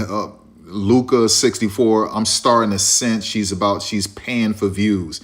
This is when I know she's paying for views at this point. So what happened is this. No one cares about any of this stuff. We just saw it, right? So let me tell you what she did. She put a little bit of money, like she trying to make you think that her NBA content is lit and it can make you interested to watch her NBA content. So she most likely, to promote these videos, Rachel most likely probably put like, I would say around $250 on this video, because that's the only way she could get 46,000. She had to put at least $250 on this video, right? Because you saw her content pure trash about the NBA up to this point. Added a Luka video. No one cares about Luka and Stephen A. Smith. That gets 64. Rachel, what you dropped? 300 on this? 300 on this video, Rachel? 300, 400? Right? So you see, back to her WNBA stuff organic. Wait a second. You already did Wnba and Spurs videos to like get 6,000 views. Where does 83,000 come from, Rachel? Are you paying, Rachel?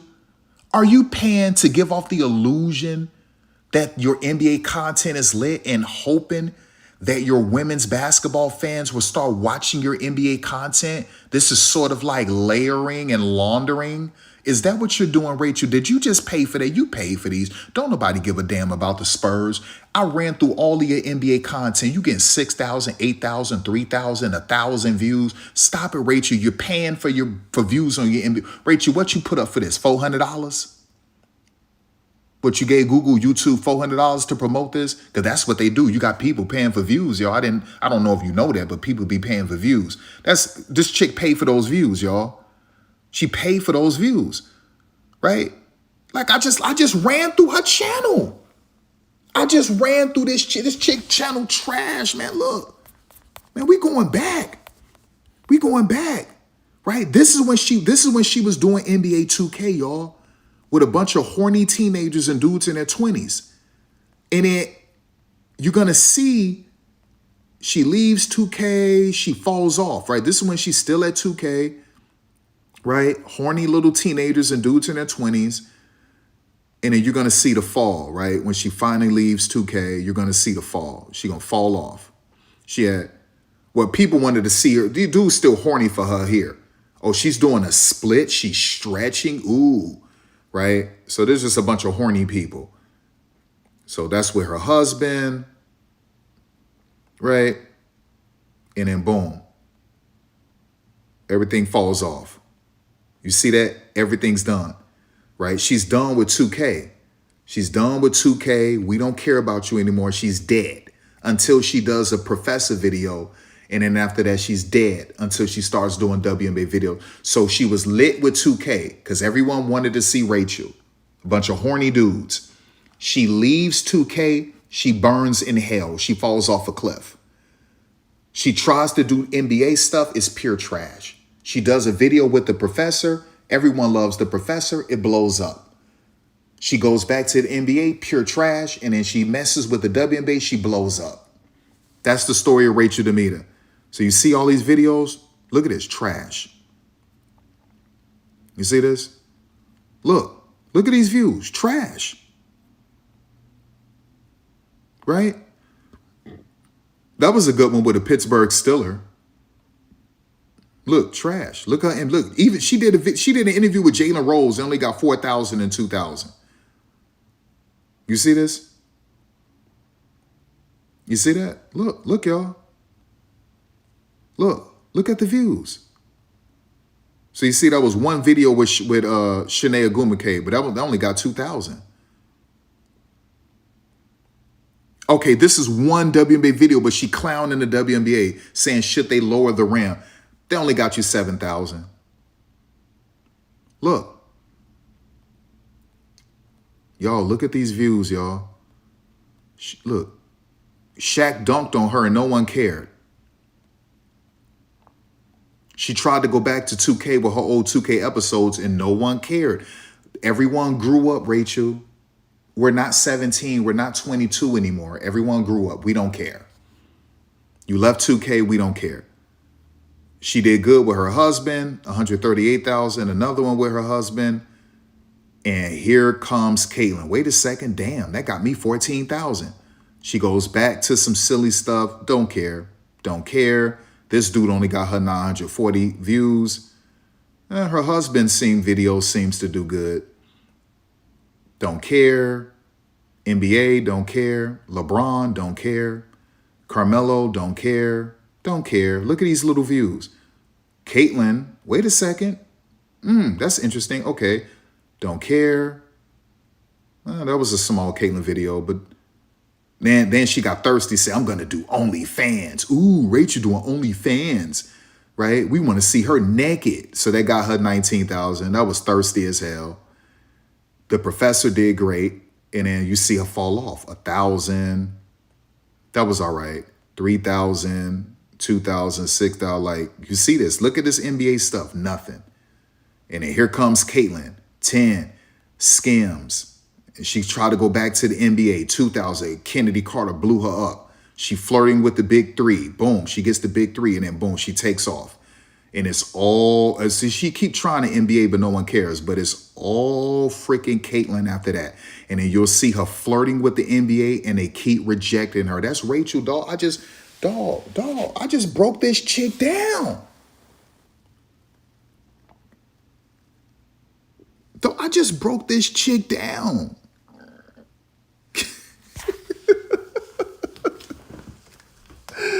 I just broke this chick down, y'all. Like, what we talking about? Man, listen, y'all are surrounded by grifters and clout chasers, y'all. Are you surrounded by grifters and clout chasers, man?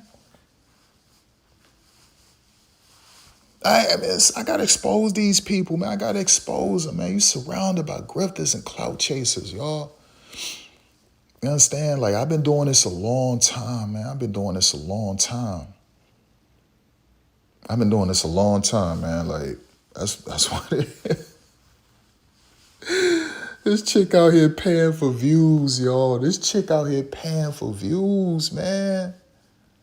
Crazy. It's real crazy. Anyway, y'all, let me get up out of here. Expose. What I will do is I'm going to chop out Black and White Sports part because I played 2 of his videos. So I'm chopping that out. And then I'll chop out the beginning of the video because I was just talking about my clothes. So I'm chopping that out. And then I'll chop out Black and White Sports. And I'm keeping everything else. This chick